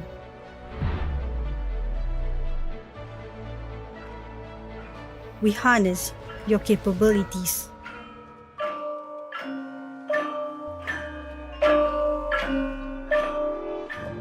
We take steps and stances to broaden our knowledge and experience.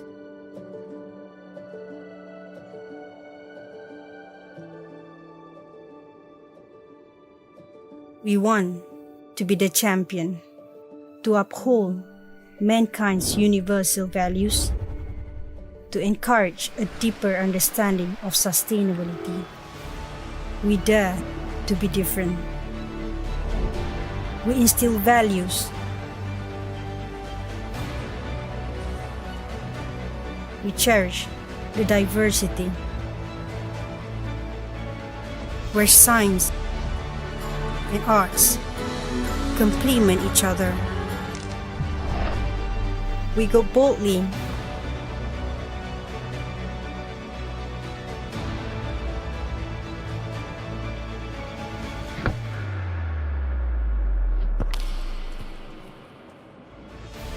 Set the scene. Steal the show. Think out of the box and set our sights. Walk far and wide. We dedicate ourselves to all our passion, to nurture the courage in all of us. We lead.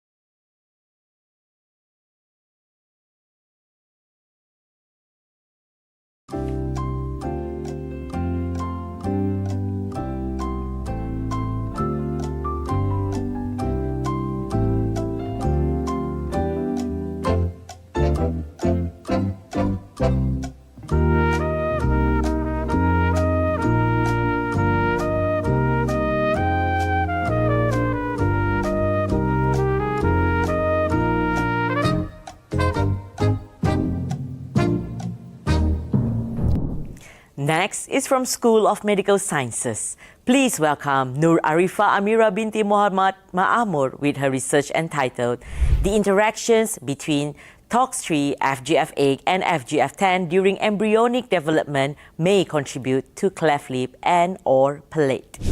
One day, I met with my cousin's daughter. I saw the scar along the midline of her mouth. It raised my curiosity what was actually happened to her. After looking into it, I learned that she was born with cleft lip and palate and had several surgeries to help. Seeing her scar and learning about her journey made me wonder, what actually causes cleft lip and palate? Could it be prevented? This curiosity led me into research, where I learned that cleft lip and palate aren't just caused by only one gene. Instead, they result from a complex genetic interactions, including a group of proteins called fibroblast growth factors, or FGFs. FGFs are like a group of architects in the building process of facial structures. They provide essential design plans and guidelines that direct cells to grow, specialize, and organize into complex structures, just like our face. Apart from FGF, another gene that I am particularly interested in is TOX3, which may play a role in regulating FGF signaling pathway. Specifically, I am studying on how TOX3 might influence this FGF signaling pathway, focusing on two FGF, which is FGF8 and FGF10. These two signaling genes are important in the facial formation during early development. FGF8 and FGF10 send signals that direct the cells to grow, specialize, and form tissues that eventually become parts of our face, just like the lips and palates. Here's where the TOX3 comes in. I hypothesized that TOX3 might interact with these FGF signals, possibly adjusting or enhancing their effects. In this way, Toxri could act as a genetic modulator in the FGF pathway, influencing on how strong or weak these signals are. By studying these interactions, I hope to understand whether Toxri could disrupt the signaling process, leading to the development of cleft lip and palate. If we can understand the role of Toxri within the FGF signaling pathway, we might be able to identify children at higher risk for cleft conditions early on. This knowledge could open doors to new prevention strategies, early interventions, and even targeted therapy that could reduce the chances of getting cleft lip and palate or lessen its severity. Arifa, thank you for delivering such an informative talk. All the best for your research. Next, let us welcome Nur Izzati binti Nordin, representing School of Chemical Sciences, with her research entitled New Gen Hydrogen Storage Material. Izzati, the floor is yours. Hi. Reducing reliance on fossil fuels is becoming increasingly urgent as they release harmful gases into the environment. As we continue to breathe this polluted air, we are already feeling the impacts, and this is only getting worse. This has led to the search for alternative energy sources, with hydrogen emerging as a promising candidate for green fuels. Over time, researchers have developed various methods to produce hydrogen, and now we even talk about different colors of hydrogen to reflect this production method. But here is the pressing issues with hydrogen. Where do we store it? How do we store it? And how many gas cylinders would we need for it? Relying on high-pressure gas cylinder for physical hydrogen storage is not just inefficient, it's dangerous. Imagine an accident during transportations, like a small beep could trigger a massive explosion. Why stick to risky storage when we can use safer and advanced chemical storage?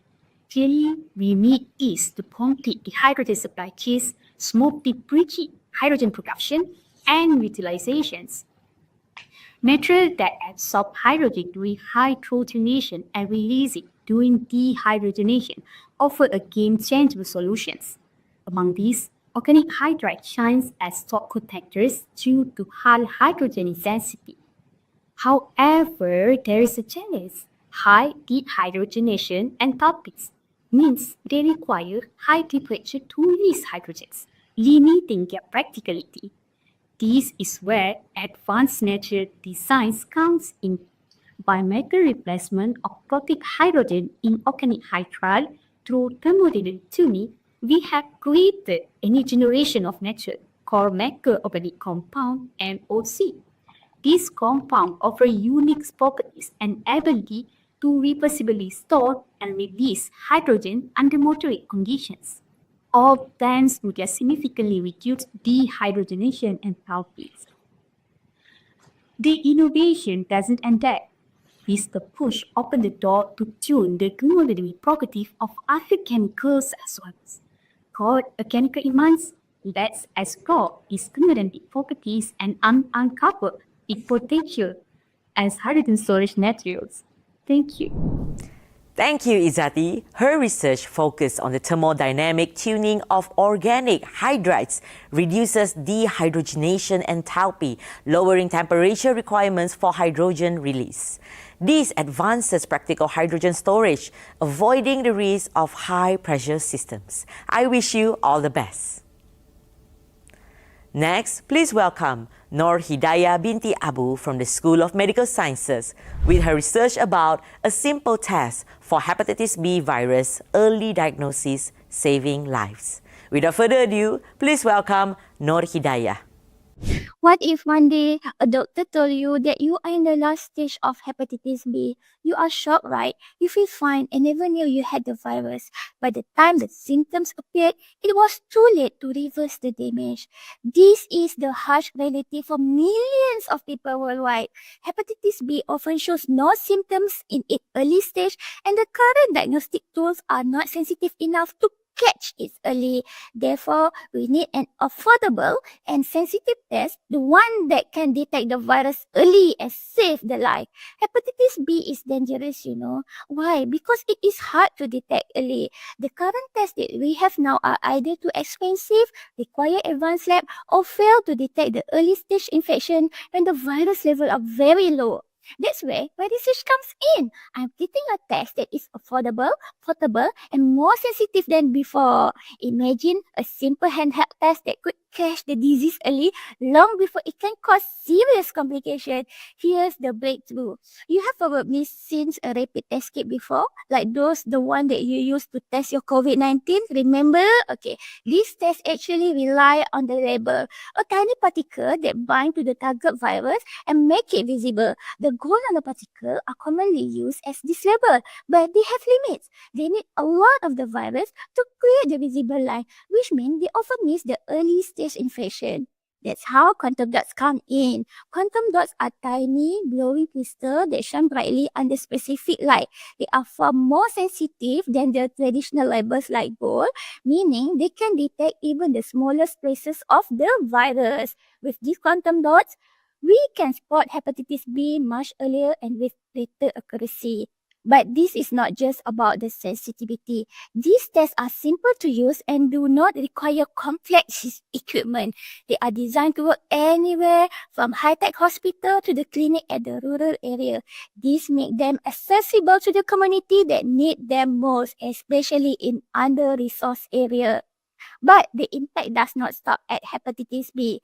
This labeling system, the one that uses the quantum dots, they can be adapted to detect other diseases like HIV, malaria, or even emerging virus. The potential is enormous, affordable, sensitive, and versatile test that can transform the global healthcare. In a simple terms, I'm using this cutting-edge labeling technology to create a diagnostic tools that are not only more effective but also easier to be used. A tiny glowing quantum dot might seem small, but it is a game changer in saving life. Thank you. Thank you, Nur Hidayah, for your enlightening presentation. A simple, accessible test for early hepatitis B virus diagnosis can save countless lives by enabling timely intervention and treatment. Wishing you the greatest success, Nur Hidayah.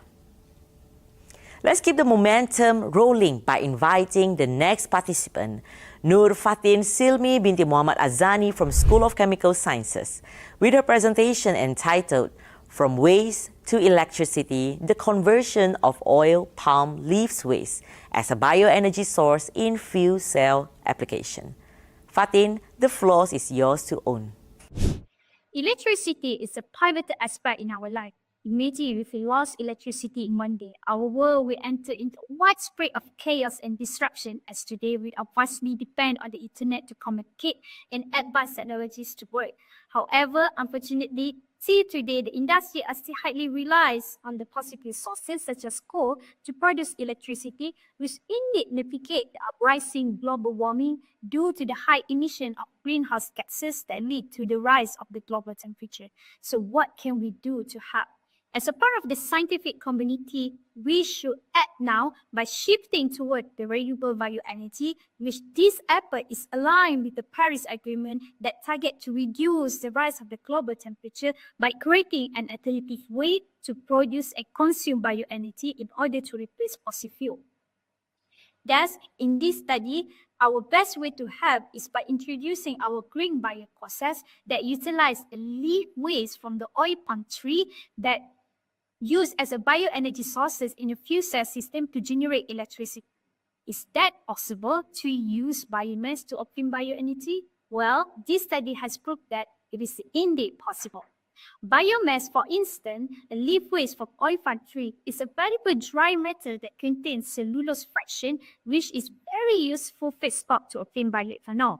The most common and traditional way used by the industry these days to pre-treat this biomass is by using chemical pretreatment approach. However, by using our green bio process, we managed to increase the cellulosic content in the leaf waste by using a steam expulsion pretreatment that only utilizes a high saturated steam from water as a medium to pretreat the biomass without utilization of any harsh chemicals.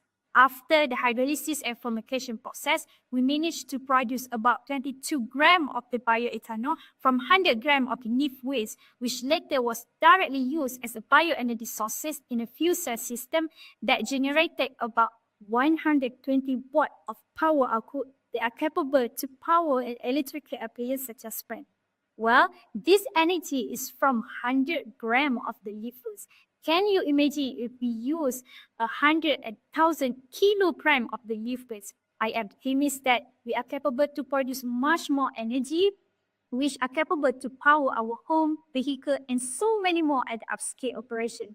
Thus, this study is indeed a small step to the transition of the consumption of renewable bioenergy, which aiming to make our planet great again for our future generation. Thank you. Big thanks to Nur Fatin for those valuable insights about the potential of the leaf waste obtained from oil palm tree as a bioenergy source in a direct ethanol fuel cell system. It has been proven that 100 grams of leaf waste can generate about 120 watts of power to the fuel cell to supply electricity. Next up on the stage, we have Nur Rushida Binti Azri from School of Medical Sciences to present her research about solving medical mysteries. AI is the future doctor. Let's roll out the correct carpet for Nur Rushida. Assalamualaikum and hi everyone. Today I'm going to tell you about a very special kind of predictive word. By instead of solving mysteries about missing cookies, to solve mysteries about health with the help of computer. Imagine a system that helps doctors to find out what making people sick just by looking at pictures. Here we have 4 chest CT scans. The first scan shows what healthy lungs look like. It is clear and normal. The other 3 scans show signs of disease, which are lung cancer. While we can use this image to detect disease, analyzing them manually is a lengthy process that can lead to mistakes and require a lot of effort from medical professionals. Do you know that in 2021, a lawyer in Tristan sued 3 hospitals and 8 doctors for 45 million ringgit because he was wrongly diagnosed with kidney cancer? Imagine that you are being told that you have cancer, but find out 2 years later it was a mistake. According to the latest statistic from Harvard University, 23% of patients who were either transferred to an intensive care unit (ICU) or die in the hospital had experienced a diagnostic error. Studies have found that current diagnosis systems for disease are not accurate enough.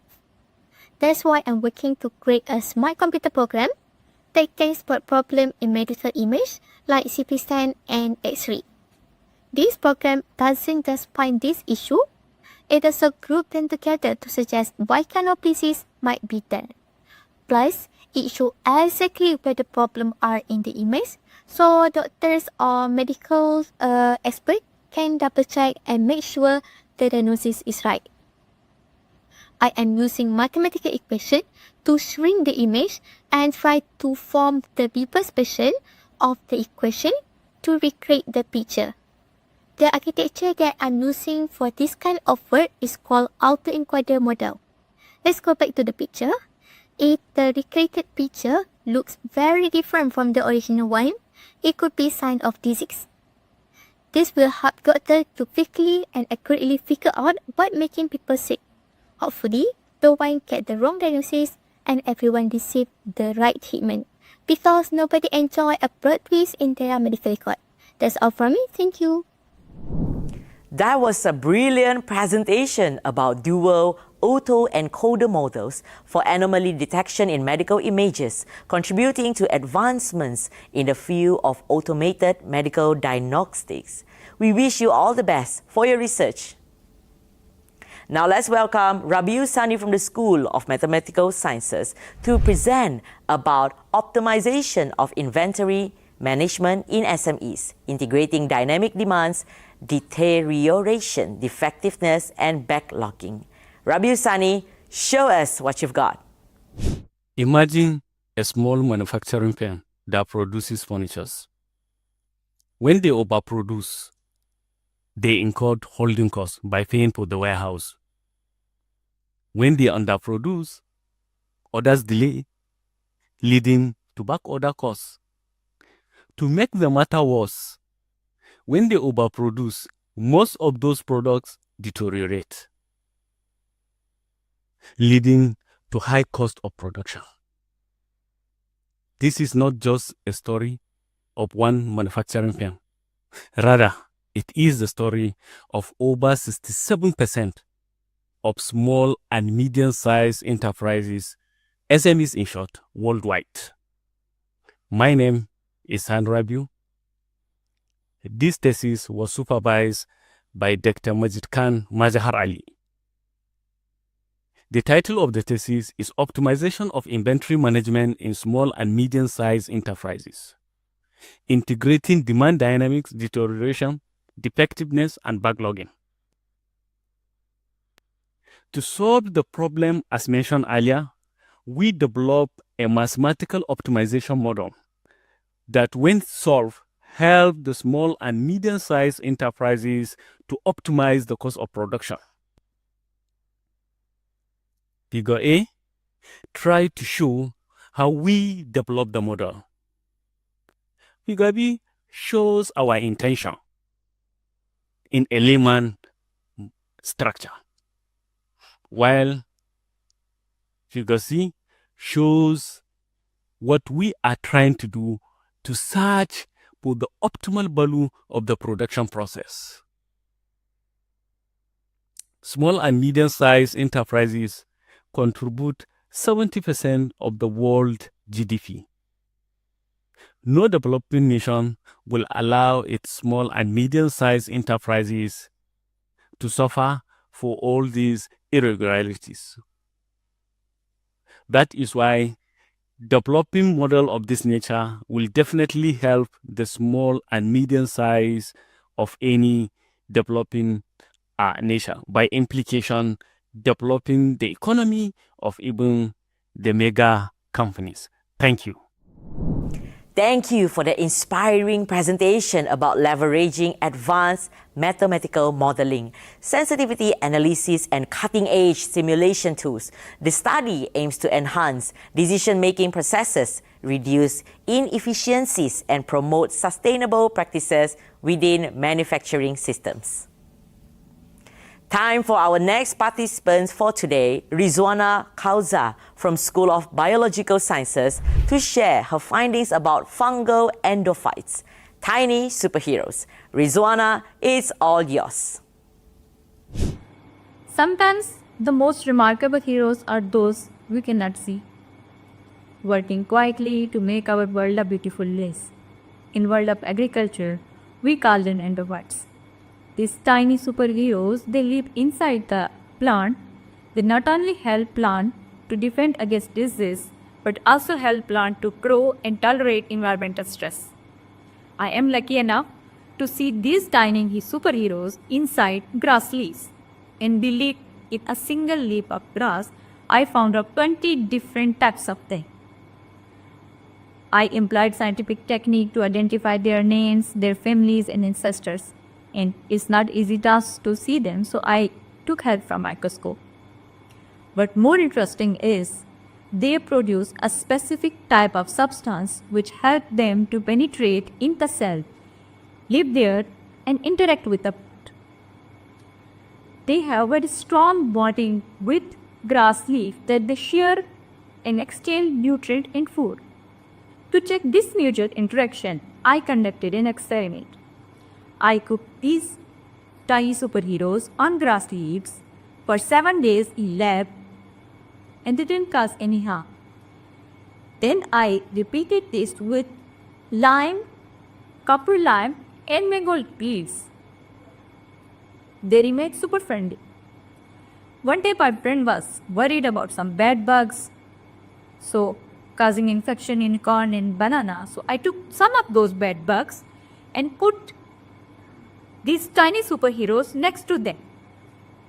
To my surprise, for 7 consecutive days, they gave a wonderful fight and emerged as victorious. This gave me much hope to utilize their potential to maximize crop productivity and defense mechanism of our crops. Why to use chemical when we have natural defenders?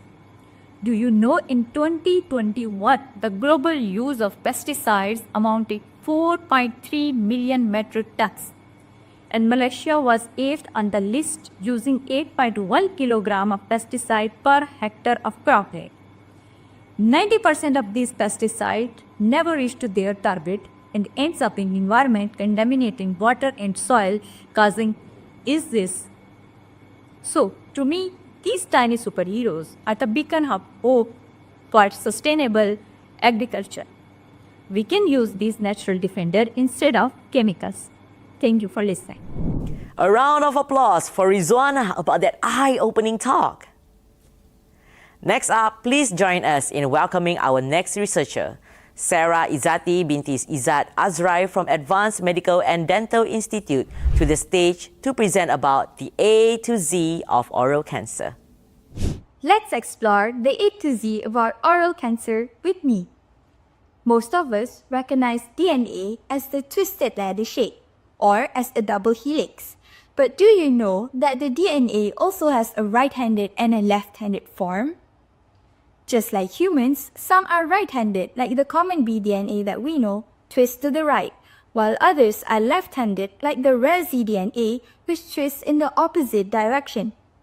This rare Z DNA only appears under stressful conditions in the cell, and when they accumulate, the Z DNA can attract a certain protein to bind to it.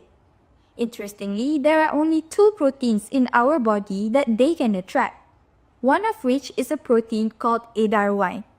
And to our surprise, the ADAR1 protein is found abundant in many different types of cancers, like breast cancer, lung cancer, colorectal cancer, and many more. And just recently, our team discovered more than 70% of total oral cancers that are dependent on ADAR1. And this excites us even more. Thus, we embarked on a journey to find out why oral cancer cells like ADAR1 so much. In general, cancer cells are considered as foreign objects by our body and will be most likely to be killed by our immune response. Unfortunately, sometimes the cancer cells can outsmart our immune system in a maneuver called immune evasion. The cancer cells will use our own ADAR1 protein to alter our immune signaling. To become invincible, the cancer cells recruit ADAR1 to bind with their own cDNA so that it won't be recognized by our immune cells. And by doing so, they actually bought more time to grow and escape from being detected. To our understanding, ADAR1 is pro-survival for the cancer cells. In our research, we discovered one specific region within the ADAR1 known as the zDNA binding domain. And by inhibiting this region, we were able to kill the cancer cells as our immune system was able to recognize and destroy the cancer cells. Most importantly, the normal cells are unaffected, thus reducing the side effects of the drug. In conclusion, my research is focused on understanding the role of zDNA and ADAR1 in oral cancer. We are currently developing an ADAR1 inhibiting drug that can not only treat 70% of total oral cancers, but potentially other types of cancers as well. So now you know your A to Z. Let's fight oral cancer with me. Thank you. A round of applause for that eye-opening talk, Sarah. Now, let us welcome to the stage our next participant, Siti Nur Hafamas Mirza Maisara binti Hamid from Center for Drug Research to showcase her research entitled The Tale of Two Potions and the Blood-Brain Barrier, a Castle Under Siege. Hi, good afternoon, everyone. I'm Siti Nur Hafamas Mirza Maisara binti Hamid from Center of Drug Research, University Science Malaysia. Today, I invite you to journey with me into the intricate world of the blood-brain barrier, a castle under siege.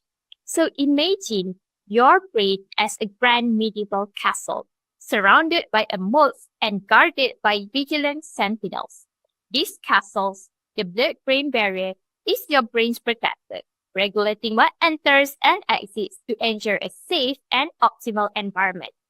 But what happens when the defense becomes overzealous, blocking out even the health that your brain actually needs? So my research explores this delicate balance.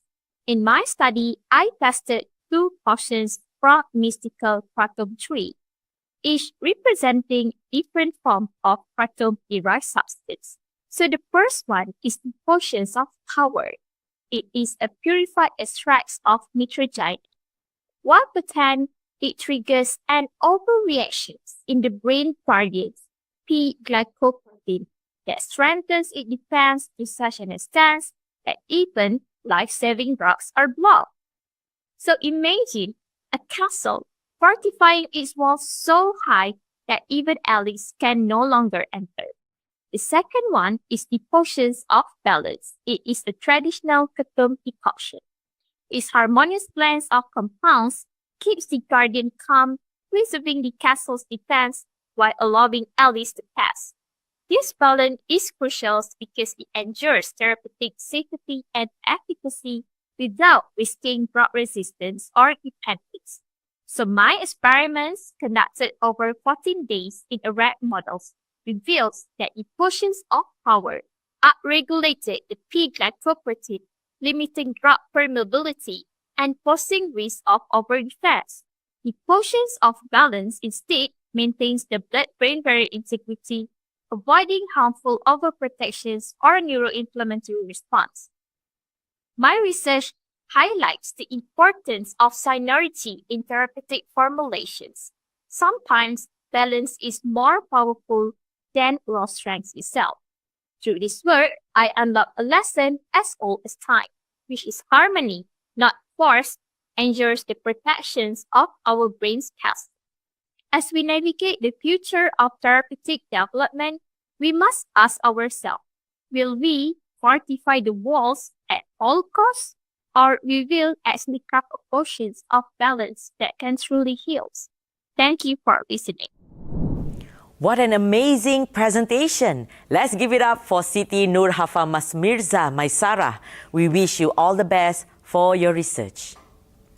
Next up, let's give a warm welcome to our next participant, Tengku Nurul Amira Akmal binti Tengku Zakaria from School of Biological Sciences, and her research presentation about butterfly pea, potential as a memory booster.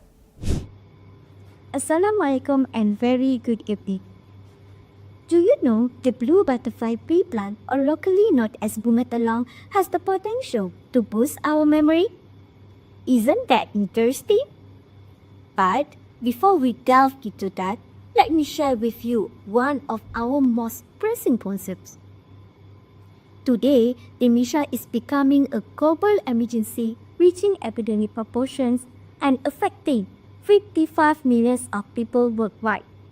In Malaysia alone, approximately 260,000 of people live with dementia. Unfortunately, no cure has been appointed yet to treat this condition. However, have you heard the hadith from Abu Hurairah radhiyallahu anhu? The Prophet, peace be upon him, said that there is no disease that Allah has created, except that He also has granted its own treatment. So, ladies and gentlemen, it is fascinating that the blue butterfly tea plant was used long ago as one of the main ingredients in brain tonic, known as media prasayana. I am sure all of you are eager to know how is this possible. The answer lies in the wood of blue butterfly pea plant, which it can exhibit the memory-enhancing properties by inhibiting an enzyme known as acetylcholinesterase to improve brain functions. However, a problem arises when the root mass of the blue butterfly pea plant remains smaller despite the bushy structure of the roots. Additionally, there is high demand for these plants in the global market. Hence, I choose the biotechnological approach, which is plant tissue culture technique. I found that plant tissue culture technique can increase the content inside the wood of the blue butterfly pea plants and potentially may exhibit the memory-enhancing properties. Thus, these studies can contribute into 2 Sustainable Development Goals, which are SDG 3, Good Health and Well-being, and SDG 15, Life on Life. This is because I am conserving a species for the future study while meeting the high demands in the global market. Besides, it also can contribute to the drug developments for the Alzheimer disease or dementia. With that, Thank you, Tengku Nurul Amira, for such an eye-opening presentation that explores plant tissue culture techniques and identification of triterpenes with neuroprotective potential, offering insights into Alzheimer's treatment. Coming up next, we have our next presenter, Vishan Radhakrishnan from Advanced Medical and Dental Institute, ready to share his research about mechanistic evaluation of resveratrol-loaded dissolvable microneedle patch and its effects on delayed onset muscle soreness induced by exercise with us. The floor is yours to own. Hey everyone, picture this. You've just crushed an intense workout. You're feeling great until the very next day when every muscle screams in protest. Now that is the dreaded delayed onset of muscle soreness, or DOMS, a universal experience for all athletes and exercise enthusiasts alike.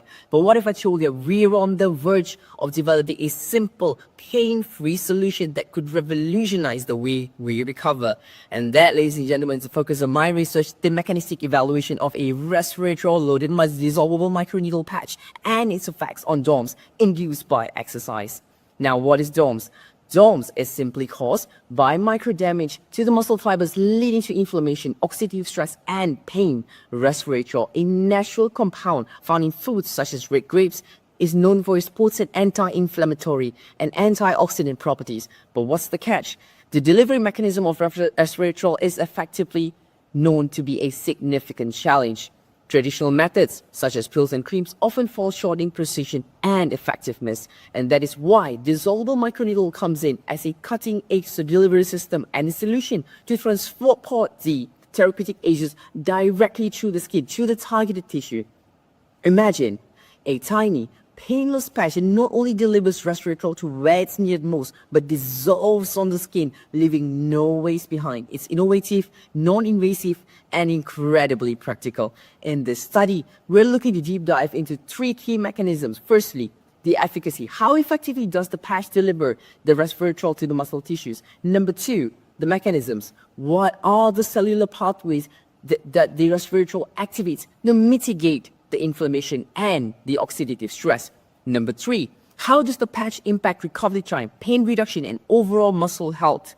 Now, why does this matter? Because this research to transform the way we manage exercise recovery, not just for athletes, but for anyone recovering from muscle injury conditions caused by muscle soreness. It represents a future where precision of recovery and targeted, non-invasive, accessible solutions is readily available. In conclusion, the resveratrol-loaded microneedle patch can be a game changer in the world of exercise recovery and rehabilitation. While we still have so much more to explore, this project combines cutting-edge technology and natural, scientifically based and backed compounds that can address the issue. So next time, when you're hobbling around after a late day in the gym, remember, the future of muscle recovery might just be one tiny patch away. Thank you. That was outstanding research about dissolvable microneedle patch loaded with resveratrol to combat delayed onset muscle soreness. By delivering resveratrol directly through the skin, it targets inflammation and oxidative stress, aiming to accelerate muscle recovery. The research focuses on understanding its mechanisms, efficiency, and potential for transforming exercise recovery. Please put your hands together for our next participant, Wan Nur Ainun Binti Baharudin from School of Medical Sciences, presenting her research entitled The Air We Breathe, the Energy They Steal, uncovering mitochondrial pathways in glioblastoma multiforme. Hello everyone. I want you all to take a deep breath. Now exhale. What if I told you that the very air you just breathed in could be one of the factors to fuel the progression of a stage 4 brain tumor patient, making the condition significantly worsen? Hard to believe, but true. I was fascinated by the mysteries of enigmatic and deadly glioblastoma multiforme, the most aggressive, recurrent, and resistant to therapy brain tumor, making it a formidable foe. I am determined to find a way to combat this relentless disease. Glioblastoma cells are actively dividing and rapidly metastasizing that can consume up to 200 times more glucose than normal cells. How do they gain their abnormal source of energy? I believe the key might be mitochondria, the powerhouse of a cell. Mitochondria collected the glucose from bloodstream and oxygen from the air and converted them into a magical energy called adenosine triphosphate. Next, my job is to find a breaking discovery on how the mitochondria have been altered in this disease. While examining a subset of glioblastoma cells, I found that a higher gene expression of cytochrome C oxidase subunit 4 isomer 1 compared to normal cells. This is an enzyme that plays a vital role in the mitochondria via electron transport chain. Now I'm finding the culprit. Now I'm targeting this COX41 gene and using a powerful tiny tool called small interference RNA that acts like a pair of scissors that cuts out the instruction for that specific target, stopping the gene from making the protein enzyme. By silencing COX41 gene, I found that it can cause a significant decrease in the glioblastoma cells proliferation rate. The most exciting part that ATP production was drastically reduced, causing the tumor cells to run out of energy. As a result, reactive oxygen species levels are increasing, triggering a higher rate of programmed cell death through apoptosis. I firmly believe that COX41 is a game changer for glioblastoma, thanks to this newfound knowledge that could pave a way for targeted treatment. Thank you. That was an unforgettable presentation by Wan Nur Ainun. We are equally excited and hope for your research to be successful in the near future. Now let us hear from our next brilliant mind, Wong Rushan from Institute for Research in Molecular Medicine. Please welcome him as he presents the research about temperature-assisted refolding. Imagine a ball of messy string tangled in knots and you are tasked to untangling it. It sounds frustrating, right? And I believe most people would just cut it. However, think of that ball of string is a protein, and only by untangling it that it can become a life-saving medicine. Would you still cut it? That's a whole different story, right? But it is actually a challenge faced by many scientists when producing medicinal protein, as they often end up in the wrong shape. Proteins are like tiny machines in our body, which they have to be the right shape to work. But when you produce the protein in lab, they tend to get stuck in clumps, useless form like a broken machine. Scientists call this clump as incrucible bodies, and fixing them is very tedious and expensive that usually requires a lot of chemical. Now that's where my research comes in. I've been working on a new way to fix this clump protein using just heat and a tiny amount of chemical. I am able to gently unfold that clump protein, or in another word, denature a crucial body and guide them back into the correct functional shape. This method is called temperature-assisted refolding, And it is like using warm water that untangle the messy ball string so that you can reshape it into the desired form. It sounds simple, but it works. In fact, we have seen a 3-fold increase in the production of our protein known as epidermal growth factor. Epidermal growth factor is a protein that is usually added into treatment cream to help diabetic patients to heal foot ulcers faster and also heal patients with burn wound. My method is not only cost-effective but also eco-friendly as small amount of chemical is used. Hence, it is cheaper and easier to produce epidermal growth factor, which allows more people around the world to get access to this important protein treatment. In general, by recapping protein to guide their way back to the functional shape, my research isn't just about solving that problem, but helping it to untangle some of the biggest challenges faced in medicine today. This paves a better way and a more affordable healthcare for everyone. So, the next time we see a ball of messy string, just remember, out there, someone is trying to untangle protein using just heat and a tiny amount of chemical, which make a difference in protein production.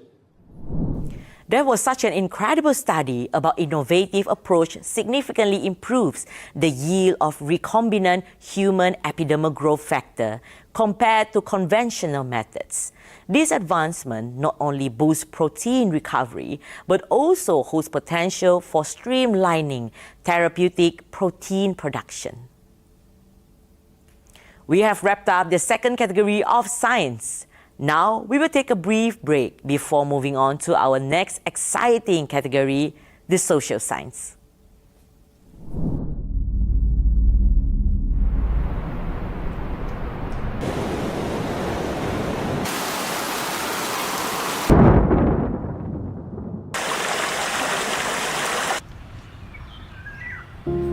Making an impact is the ultimate goal of Menara Ilmu. It was more than 2 decades ago that Unity Science Malaysia presented a comprehensive roadmap to shape a better future for the generations of tomorrow.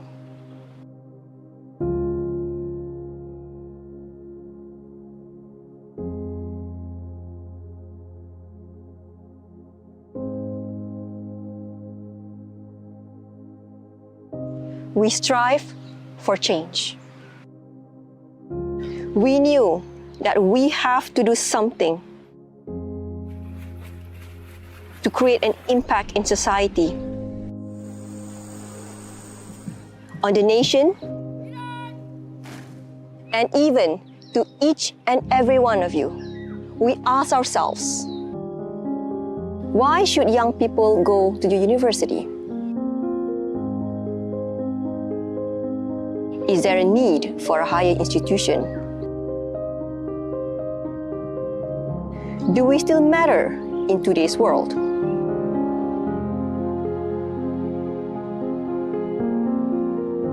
It soon dawned upon us that it is our duty to transform higher education for a sustainable future.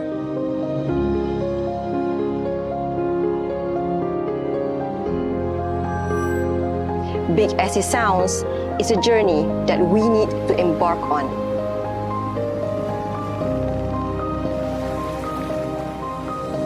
It's a journey that we must embrace. From humble beginnings, USM has flourished to become a sustainability-led university.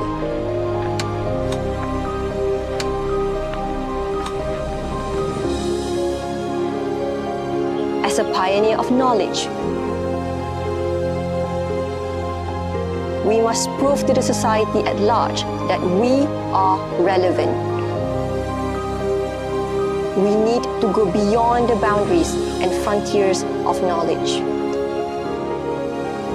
We have begun taking those small steps now, steps that will continue the journey. Aspiration, it is what makes us. We keep on going forward, establishing ideas for future generations, all in the name of sustainability. The journey is all about overcoming challenges, but this is not the end. There is more to come. There is more that we need to do. We owe the future as we move USM higher up to make an impact and finally reach the apex. Our obligation for a sustainable tomorrow thus continues.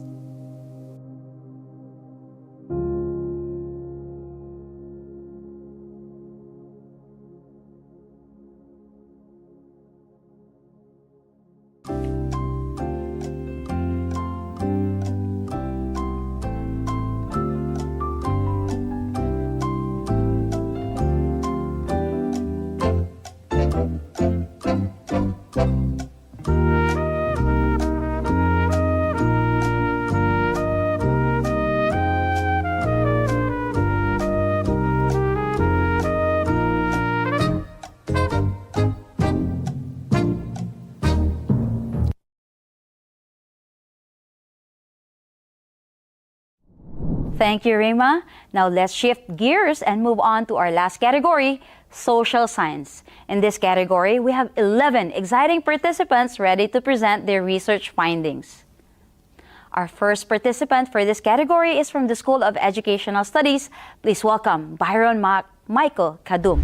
He will be presenting his research titled Organic Chemistry Metacognitive Instruction Framework. Without further ado, let's give him a warm round of applause. Byron Michael Kadum. Imagine a future where Malaysia struggles to achieve its 60-40 policy targets for science graduates. Right now, this is not a distant challenge, but a real issue we are facing today. The problem? A lack of interest and deep understanding in science, especially in chemistry. Now, imagine a student who excels in physical chemistry, confident in their understanding of equations and calculations. But when they encountered organic chemistry, they were overwhelmed, struggling to memorize reactions, understand complex mechanisms, and feel lost in unfamiliar concepts. Despite their strong foundation, organic chemistry left them frustrated and questioning their future in the field. This is the reality for many Malaysian students, and old-fashioned, teacher-centered pedagogies are making it worse. It erodes their confidence, fuels disinterest in science, and threatens the future of our scientific workforce. As someone who has taught chemistry at the pre-university level for over 14 years in Malaysia, I've seen this pattern unfold repeatedly. So, let me ask you, do you think the situation will help develop the next generation of skilled chemists and scientists to transform Malaysia's economic goals? I don't think so. Now, how do we prevent this crisis? That's where my research comes in. My work focuses on developing the Organic Chemistry Metacognitive Instruction OCHEMI framework, designed to transform how we teach organic chemistry. By merging the Think Aloud strategy with the science writing heuristic in green and sustainable chemistry context, we can cultivate metacognitive awareness, enhance mechanistic reasoning and understanding, and boost self-efficacy in chemistry students. The OCHEMI framework is guided by 4 key sustainable development goals: quality education, industry innovation and infrastructure, responsible consumption, and climate action. These goals foster innovation, sustainability, and critical thinking among future chemists. Rooted in activity theory by Engström, the framework provides a comprehensive approach to teaching organic chemistry. Teachers are equipped with teacher's manual, detailed lesson plans, and discussion templates, ensuring a structured and engaging learning experience. By incorporating expert modeling, collaborative problem solving, and real-world application like green chemistry, the framework goes beyond textbook knowledge. It equips students with a deeper understanding of the broader impact of their learning. Thank you. Thank you for delivering such an impactful and inspiring talk about organic chemistry, metacognitive instruction framework by integrating think aloud and science writing heuristic in green and sustainable chemistry context. Next, let's give a warm welcome to Hudaifa Ahmad from the Center for Islamic Development Management Studies. He will be sharing his research on the influence of gotong royong on income zakat giving behavior in East Java, Indonesia. Everyone, let's put our hands together for Hudaifa. Salam, hello everyone. Today I would like to talk about the influence of gotong royong on income zakat giving behavior in East Java, Indonesia. Gotong royong is locally understood as community practice or belief in the society embedded in the dialect of community. Meanwhile, income zakat is religious obligation being enforced and also incorporated by the Islamic religion. Despite being it developed as one of the most generous country in the world, according to World Giving Index in 2024, zakat collection in Indonesia, to be specific in East Java, falls significantly short of its potential, generating only 3 to 5% of the maximum capacity of the region. The huge gap of zakat collection to official answer is suspected to correlate with lower level of zakat literacy index. The social phenomena occurs in East Java with many pesantren, Islamic religious body school, and then youth members and also bridge membership of Islamic organization. The study attempt to examine the cultural context of gotong royong, whereby income zakat giving behavior is related to influence the context of giving. The method we use refer to ethnography with lengthy duration of 9 months in the making of data collection. The study attempt to examine the inductive contact within society. Eventually, the study has discovered the influence of gotong royong in income zakat giving behavior. In fact, the study classifies the muzaki or zakat payers into 3 clusters, consisting of institutional muzaki, direct muzaki, and flexible modes of muzaki. Moreover, the study also identifies 7 elements of or aspects leading toward the gotong royong, consisting of family collective decision, and then organizational type, Javanese value of sungkan of social obligation, and then individual responsibility, residential characteristic, and also influential fakma and office politics. The result also indicate that gotong royong serves as post-cultural practice and Islamic teaching guiding community members in their zakat decision, primarily motivated by the pursuit of mardatillah or divine pressure for Allah Subhanahu wa Ta'ala. The study also contribute to understanding the interplay between local practice and zakat behavior, highlighting the importance of spirituality in fostering the zakat giving behavior in the context of East Java and Indonesia. I think that's all, everyone. Have a good day. Salam. Big applause for that incredible talk. Truly outstanding. It's time for a participant to take the stage.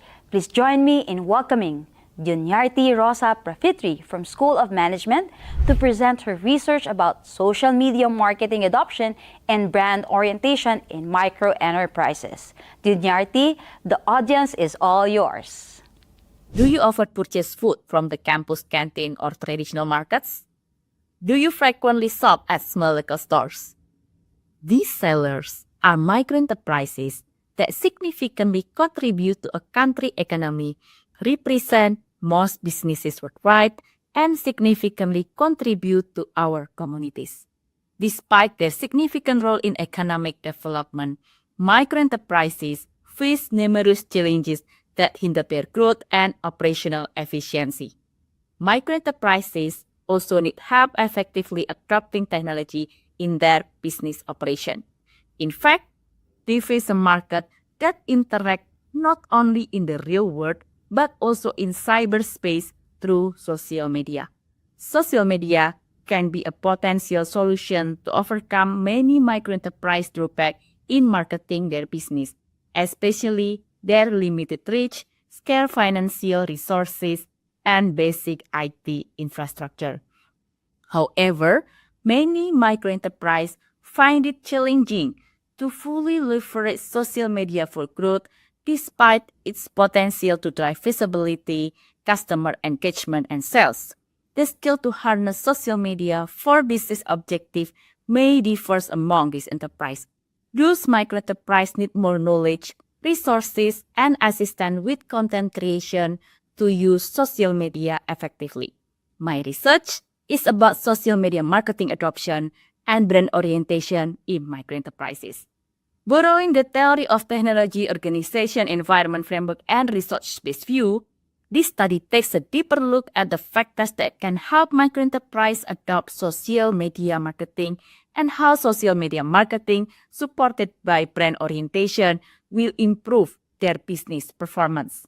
Social media platforms are more than communication tools. They are cost-effective marketing channels. Understanding how microenterprises adopt social media marketing can help policymakers, platform development, and support organizations create tailored solutions. Additionally, brand orientation can act as catalyst.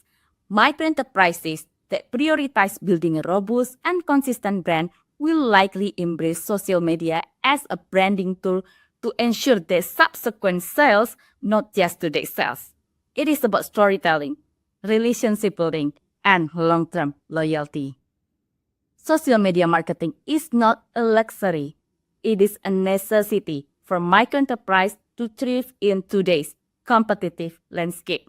By addressing the barriers and promoting brand-oriented strategies, we can empower these businesses to harness social media full potential. What a great finding about filling the gap in understanding how innovation attributes, the business environment, and the personal traits of business owners influence the adoption of social media marketing and business performance.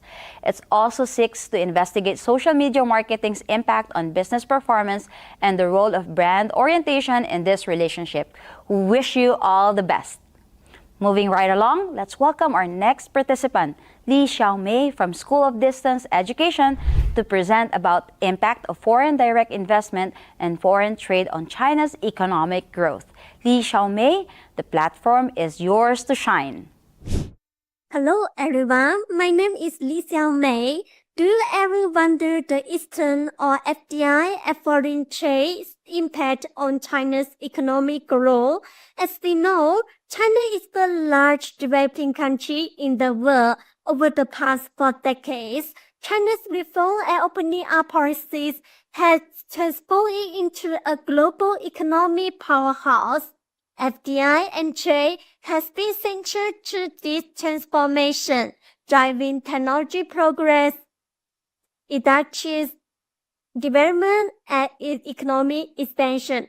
However, as China transitions to high-quality growth, changes emerge. Growth remains uneven across regions, with gaps between Eastern, Central, and Western areas. Also, industry-specific impacts vary, raising questions about inclusivity and sustainability. My research explores how FDI and trade contribute to China's economic growth, focusing on the dynamic interaction between these factors and their varying impacts across different industries and regions. The research has global relevance, aligned with 3 key UN Sustainable Development Goals. First, SDG 8, December and economic growth. Second, SDG 9, industry, innovation and infrastructure. Third, SDG 10, reduce inequalities. Well, I have analyzed all data spanning over 2 decades, covering key economic indicators such as FDI, export, import, industrial output, regional GDP. These research findings will have far-reaching implications. For policymakers in China, it offers strategies for balancing regional development and promoting industrial upgrading. For developing countries, It provides a roadmap for leveraging FDI and trade to achieve economic transformation and sustainable development. In conclusion, FDI and trade are powerful tools for economic growth, but please remember the benefit must be harnessed. Thank you. Her presentation has enlightened us on how FDI and trade contribute to China's economic growth, focusing on the dynamic interaction between these factors and their varying impacts across different industries and regions. A well-earned round of applause for that extraordinary presentation. Up next, let's hear from our next participant, Liza Maria Haji Azahari from Center for Islamic Development Management Studies, as she presents her groundbreaking findings about graduate employability for future of work, a study on At-Tamayus internship program. Assalamu alaikum, my name is Liza Maria Azahari. I'm going to be presenting my PhD topic on graduate employability for future of work in Brunei Darussalam. After almost 10 years of working in academia, I was motivated as a lecturer, until one day I came across a former student of mine who greeted me. It took me a while for me to recognize her. Apparently, she was still unemployed, and after asking what she does now, she says that she has settled at being a housewife after getting married. At that moment, I realized how many graduates our university produces every year, yet we do not know for certain what are the end results of these graduates. What impact has our university had on the lives of these graduates, particularly in terms of employability? Recent studies have shown that more than 80% of jobs are likely to be replaced by automation and AI in the future. Existing studies are also in favor of employing graduates in science, technology, engineering, and mathematics. However, the Sustainable Development Goals encourages higher education to be more inclusive and equitable and providing quality education for all. Therefore, this study focuses on At-Tamayus internship program, which caters for non-STEM graduates in Islamic field of knowledge. I interviewed 10 practitioners from the digital economic sector and 3 academicians from the Islamic Higher Education Institute. I asked them what are their expectations for these graduates in terms of their employability skills for future of work.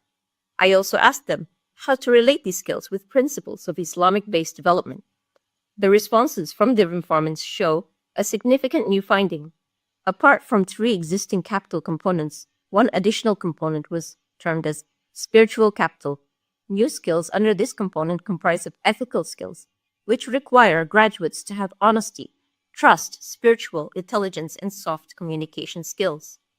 Another new finding was the importance of multidisciplinary skills, which have been linked with the success of polymaths in Islamic history.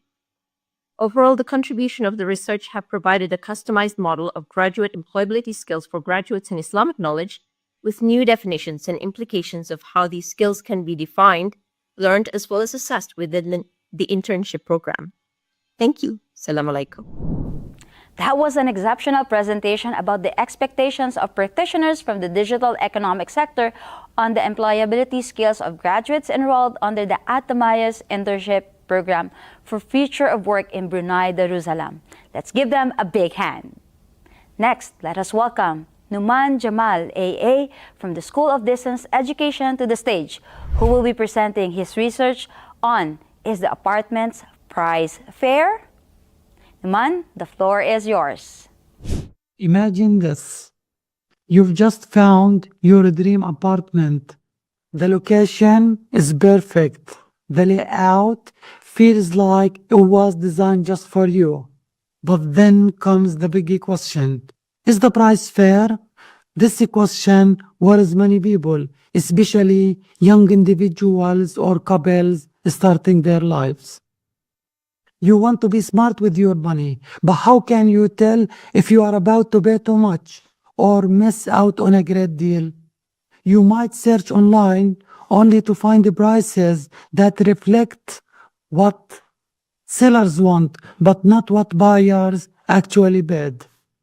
You could ask friends, neighbors, or hire an appraiser, but these options take time, cost money, or even leave you more confused than before. The result? Stress, doubt, and sometimes regret. But what if there was a better solution? What if you could get an instant, reliable estimate for the price of your dream apartment? That's precisely what I'm working on. A hybrid model that combines a traditional method with artificial intelligence. I've collected data on the features of 2,500 apartments. By training the model on this data, it learns the patterns behind the pricing. The result is incredible.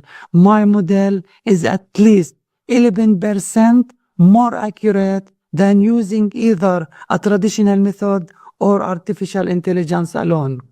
This model isn't just about pricing. This model is about empowerment. For buyers, it means confidence. Imagine making one of the biggest decisions of your life, knowing without a doubt that the price is fair. No second guessing, no sleepless night. For sellers, it's a game changer. With fair, data-driven pricing, they can set realistic expectation, attract serious buyers, and sell faster without the frustration of endless negotiations. And here's the best part. With this model, pricing is faster, smarter, and more accessible. It builds trust, saves time, and reduces stress for everyone. Let's give a well-earned round of applause for that extraordinary presentation. Thank you, Numan, for sharing your valuable research with us. Your insights are truly inspiring, and we can all appreciate the dedication and hard work that went into this study. Once again, a big round of applause for Numan. Now let's invite our next participant, Noor Maslina Binti Mastam from School of Educational Studies, as she presents her insightful findings on work readiness instrument for students with disabilities. It's all yours now, Maslina. Imagine being a student with disabilities, full of potential but constantly underestimated. Many people see these students as unintelligent, unable to communicate, or incapable of thriving in a work environment. As a teacher of students with disabilities, I've witnessed the frustration firsthand when they struggle to secure a job. Employers are hesitant to hire them, assuming they lack work readiness. But here's the truth. These students are just as capable as anyone else. The real challenge is showing employers that they have the skill needed to succeed in the workplace. This is where my research comes in. I am developing a unique instrument to assess the work readiness of students with disabilities. This instrument was developed by incorporating the 21st century of work readiness skill and career transition model, ensuring it's aligned with what today's employers are looking for. Unlike existing tools that rely on self-assessment, which many students with disabilities struggle with, this tool will be used by teachers to evaluate their work readiness. This shift is crucial because students with disabilities often have cognitive challenges that prevent them from assessing themselves accurately. By empowering teachers to conduct this evaluation, we can provide a concrete evidence of their success. But my research isn't just about assessment. It's about opening doors. It's about fostering equity and changing perception. By showcasing the skill of students with disabilities, we actually help employers to understand their special needs and unique strengths. This will allowing students with disabilities to work in an environment is not just fair but empowering. Together, we can create a future where every student, regardless of ability, can stand confidently and prove that they are ready to the workforce. This is more than just a research. It's a step towards a world where no student is left behind. Let's unlock the potential and build a future of inclusion. Thank you. Her research involves developing an instrument to assess work readiness skills for students with special educational needs. This tool integrates 21st century work readiness skills and colors transition model. Unlike self-assessment tools, this teacher assess instrument aids students with cognitive challenges, providing employers with reliable insights into their career readiness. A big round of applause for that truly remarkable presentation. Let's welcome our next participant, Noor Farahin Binti Roslan from School of Housing, Building and Planning, to the stage to share her fascinating findings on establishing an urban vitality framework by incorporating neighborhood layout configuration and natural surveillance, a study of Penang, Malaysia. The stage is set for you. Imagine a neighborhood where every street feels safe, people are encouraged to walk and health thrives naturally. But in many urban areas, this is not the reality. In Malaysia, 24.6% of adults are physically impacted. And in cities like Penang, rapid urbanization has led to challenges in safety and health.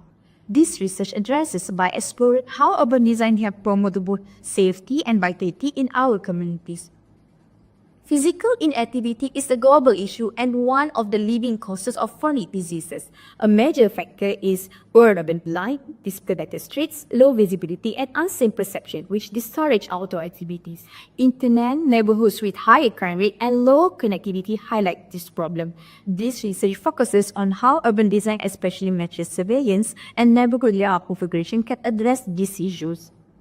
To tackle these issues, this research integrates two key concepts, which are neighborhood layout configuration by using spacing-based analysis to study how street connectivity influences movement and interaction, and in nature surveillance, which involve creating environments where people feel watched, which deters crime and promotes safety.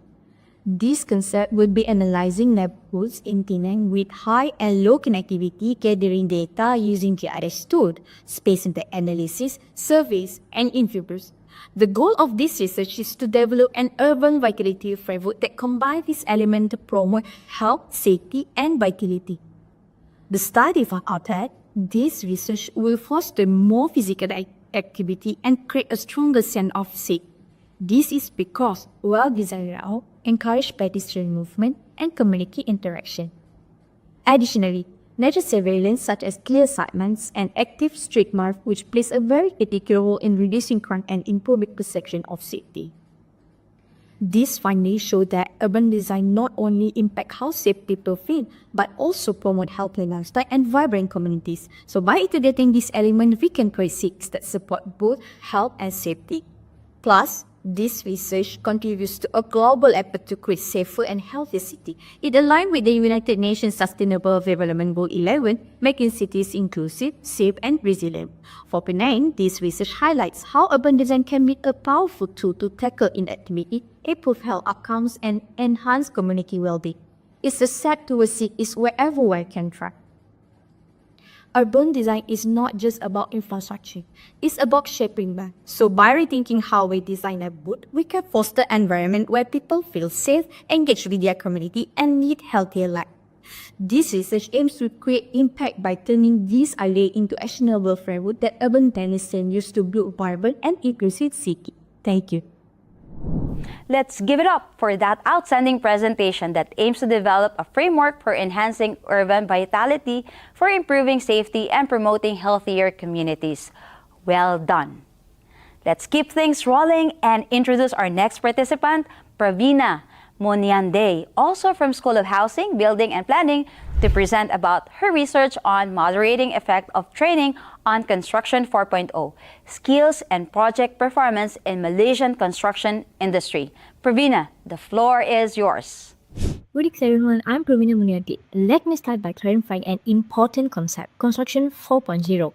Think of it like it's the construction industry's version of Industry Revolution 4.0. which integrates advanced technologies like AI, robotics, Internet of Things, and many others to revolutionize how we're built. Interestingly, while the manufacturing sector is already transitioning into Industry 5.0, we construction industry are still trying to play catch-up with Construction 4.0. And this disparity has a significant implications, especially here in the Malaysian construction industry. Hence, despite these innovative tools, many construction projects still underperform, not because of the technology isn't available, but because people managing these tools lack necessary skills to use them effectively. So this gap is not just technical, but it's an economic problem costing time, money, sustainable outcomes in an industry which is crucial to our national development as being the significant contributor to the GDP. So this is where my research becomes critical. So my research seeks to address this pressing issue by developing a comprehensive framework that connects Construction 4.0 skills, project performance, and the often overlooked role of training here. So my research, I have identified a set of essential skills required for Construction 4.0, which includes both technical and also soft skills. Example, technical skills are digital modeling, IoT applications, predictive analytics are just as important as soft skills like teamwork, communication, problem solving, and etc. Secondly, my study also delves on how these skills influence performance. Example, how do effective problem-solving skills reduce delays especially, or how do digital modeling skills enhance project quality? So this investigation quantifies the direct relationship between skills and project performance. Thirdly, training. It acts as the bridge that connects skills to measurable results.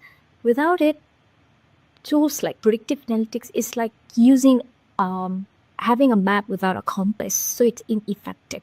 So training enhances the skills, enabling professionals not only adapt technologies but also to leverage them to achieve better results. Hence, as a conclusion, my research doesn't just stop at identifying problem, it provides a practical solution by creating a framework that I aim to offer to the Malaysian construction firms a roadmap to upskill their workforce, adopt Construction 4.0 technologies effectively, and ultimately improve project performance. So as we look into the future, one thing is clear. Technology drives progress, but training empowers people to realize its potential, full potential. So that's how industries and lives are transformed. Thank you. That was an exceptional presentation about the impact of Construction 4.0 skills on project performance, with a focus on how training moderates this relationship. It aims to understand how these advanced skills and training influence project performance in the construction industry. Let's give her a big hand. Next up, please put your hands together for our next participant, Saima Khan from the School of Educational Studies, who's about to share her findings on digital storytelling. How does the process of DST improves English speaking skills? Saya di sini untuk membentangkan kajian saya. See what happens when you're asked to speak in a language you struggle with? Just like I did in Malay. You stumble over words, mispronounce them, and feel way too embarrassed to continue. This is the daily reality of low proficiency students learning English as a second language in India. With the data showing that English speaking skills of Indian university learners remains at A1 level at the CEFR scale, with only 19% at A2 level and just 1% in B1 level, the situation remains grim. So what can we do to help these students move from fear to fluency? This is where digital storytelling comes in. Digital storytelling with DST is the process of creating short stories using technology. So students record their voices, combine audio, video, and images to create meaningful stories. It's creative, collaborative, and transformative. So at universities, when students engage in the process of creating digital stories, over a period of time show significant improvement on their speaking performances. However, little has been known on how exactly does this improvement occur. Here comes my research. In my research, I aim to investigate how the process of creating digital stories improve pronunciation and fluency of Indian university learners. By conducting a qualitative, in-depth case study, my results found that pronunciation improves when students engage in repeated practice during the production stage. Fluency also improves as students refine their skills through multiple drafts and also try to deliver their speech more naturally. Interestingly, collaboration plays a significant role. When students work in group, they feel less pressure and gain valuable peer feedback.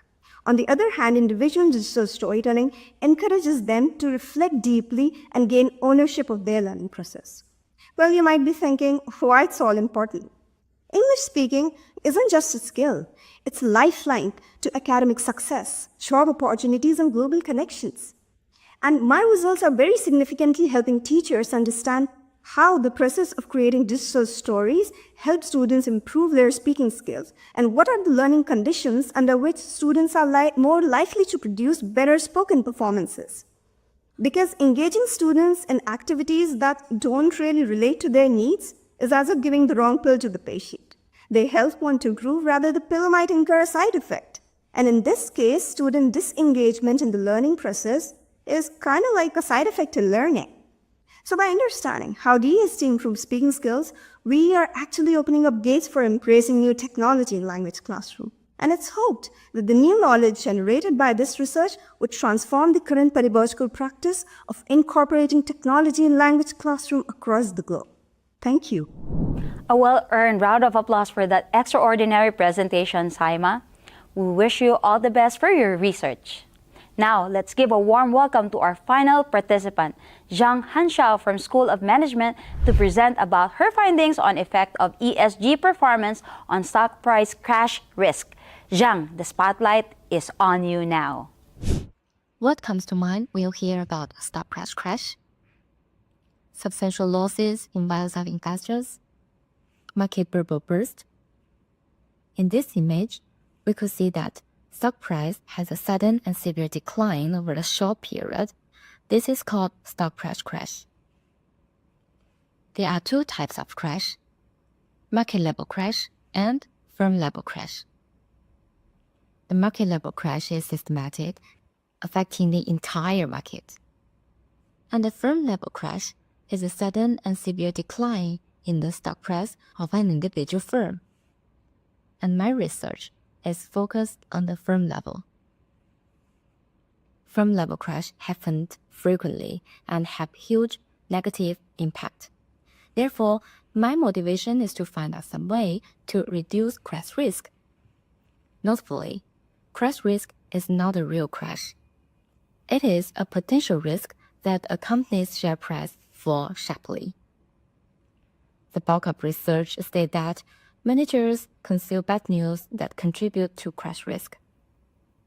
When the bad news comes out at once in the market, leading to crash. My research decomposes this question into two phases. One is before the bad news generating, the other is after the bad news generating. Under the first scenario, ESG is the abbreviation of environmental, social, and governance. In the implementation of ESG practice, companies often demonstrate moral, ethical, and value-oriented considerations which could reduce unethical behavior. And another way is after bad news generating. This is because even if a firm implements a strong ESG strategy, it doesn't mean that bad news is completely avoided. And ESG performance fosters goodwill and builds trust among stakeholders, which can mitigate punitive actions from stakeholders during negative events. So, the solution is that ESG performance could help to reduce stock price crash risk to some extent. And this study also have implications for investors, managers, and policymakers. Investors can use ESG as their portfolios. And managers should integrate ESG practice to enhance corporate reputation. As for policymakers, they can use standards to establish a sustainable development society. Thank you. Thank you, Zhang Hanxiao, for the very insightful presentation. Interesting indeed with the study about finding a possible solution to reduce firm-level stock price crash risk. We're equally excited and hope for your research to success in the near future. All the best for you. A big round of applause for all our participants. Thank you for all the brilliant presentations. We will now take a short 5-minute break while our judges deliberate on the results. We'll be back shortly to announce the outcome. But before we break, a gentle reminder to all of you, don't forget to vote for your favorite presenter. You can cast your vote through the QR code provided either on the screen or click the link in the chat box. While you're choosing, sit back and enjoy the video.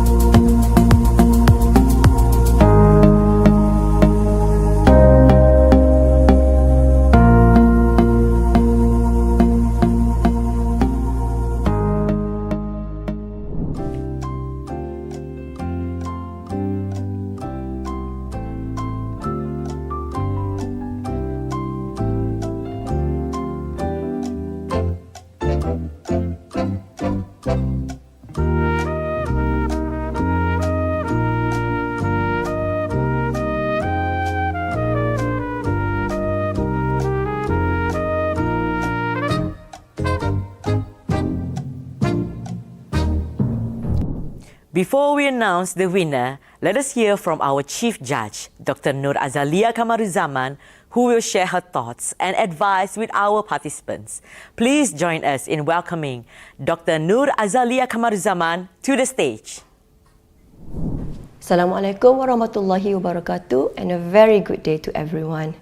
Founded by the University of Queensland, Australia, the 3-minute thesis competition celebrates the exciting research conducted by Doctor of Philosophy students.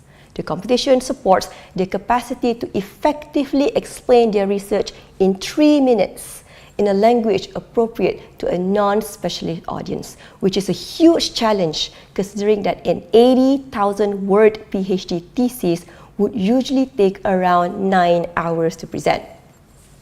Since 2011, the popularity of the competition has increased, and 3MT competitions are now held in over 900 universities across more than 85 countries worldwide. Today, in our very own University Science Malaysia, this remarkable event brings together some of the brightest minds, challenging them to distill their complex research into a compelling presentation. The 3MT competition is not just about brevity, it's about clarity, creativity, and connection. It's an opportunity for researchers to showcase the essence of their work in a way that's accessible to all, bridging the gap between academia and the broader community. Today, we witness an extraordinary showcase of talent as each participant takes on the challenge of conveying years of hard work, intricate methodologies, and groundbreaking findings into a message that is concise, engaging, and impactful. To my respected participants, your ability to captivate, inform, and inspire your audience in these 3 minutes have truly defined your success. As a judge and as an audience member myself, I am amazed by the innovation and passion that you have brought to the stage, and I will end today feeling inspired and enlightened. Thank you for your participation, your courage, your confidence, and for making USM proud.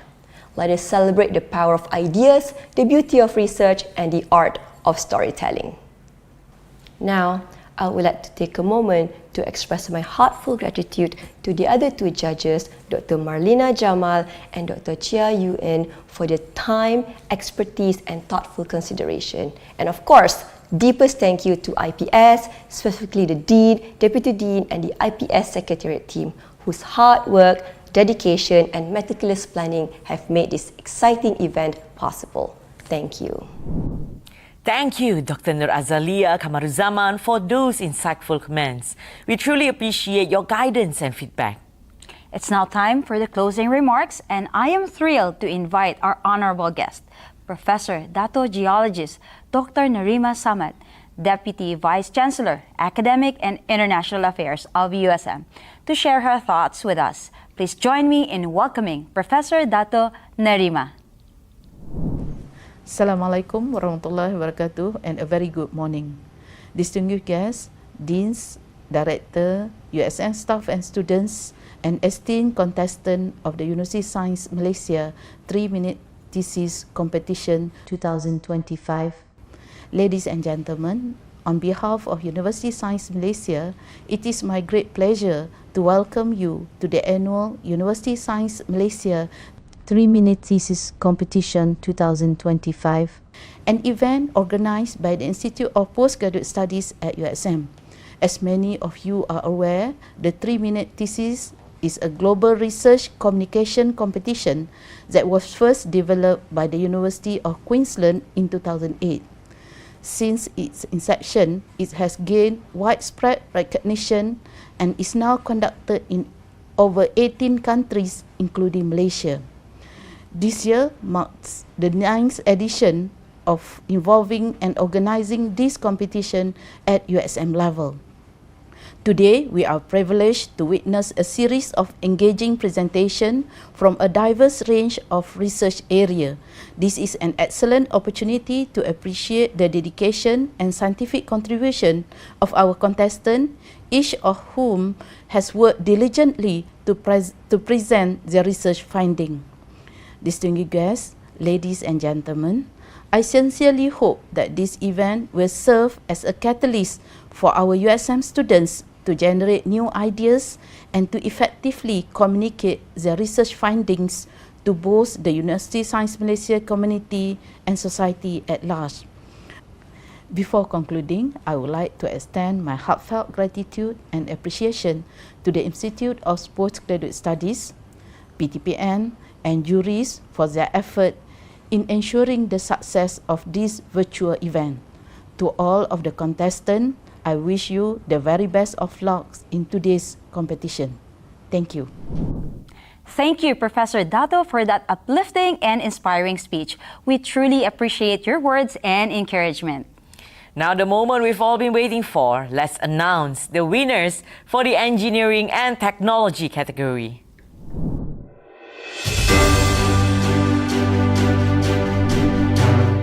In third place, we have Kavita Puspanathan from the School of Industrial Technology.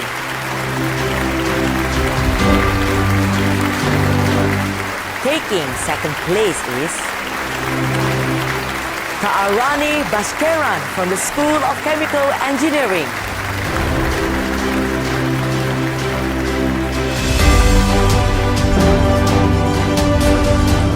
And in the first place, the winner is Onzia Khan from the School of Computer Sciences.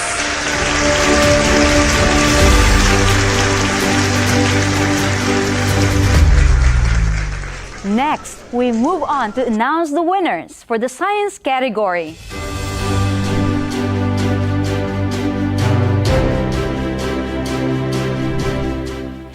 Taking the third place for this category is Nohidaya Abu from the School of Medical Sciences.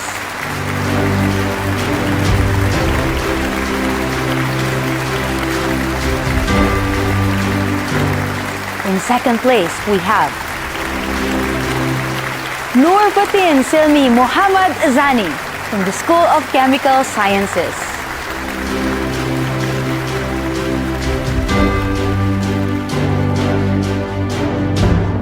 And the winner for the first place is Vishan Tratakrishnan from Advanced Medical and Dental Institute.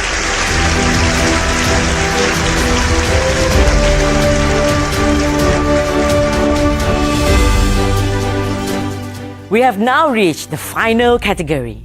Let us announce the winners for social science.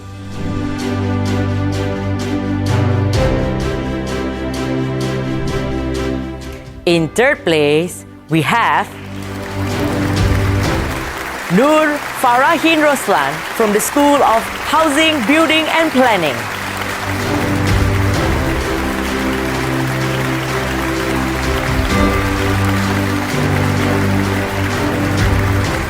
Next, second place goes to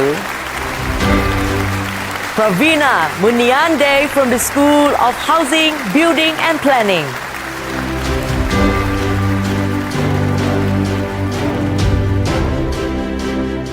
And finally, the winner for the first place for this final category, the social science category, is Byron McMichael Kadum from the School of Educational Studies.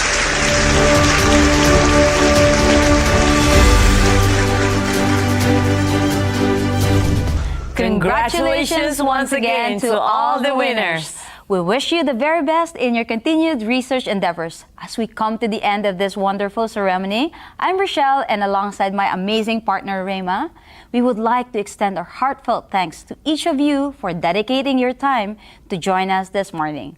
On behalf of the organizing committee, we'd like to express our deepest appreciation to everyone who has supported and helped in making this event a success. A special thanks to our participants, judges, schools, IPS, PTPM, Studio Speak, and all those behind the scenes who made today possible.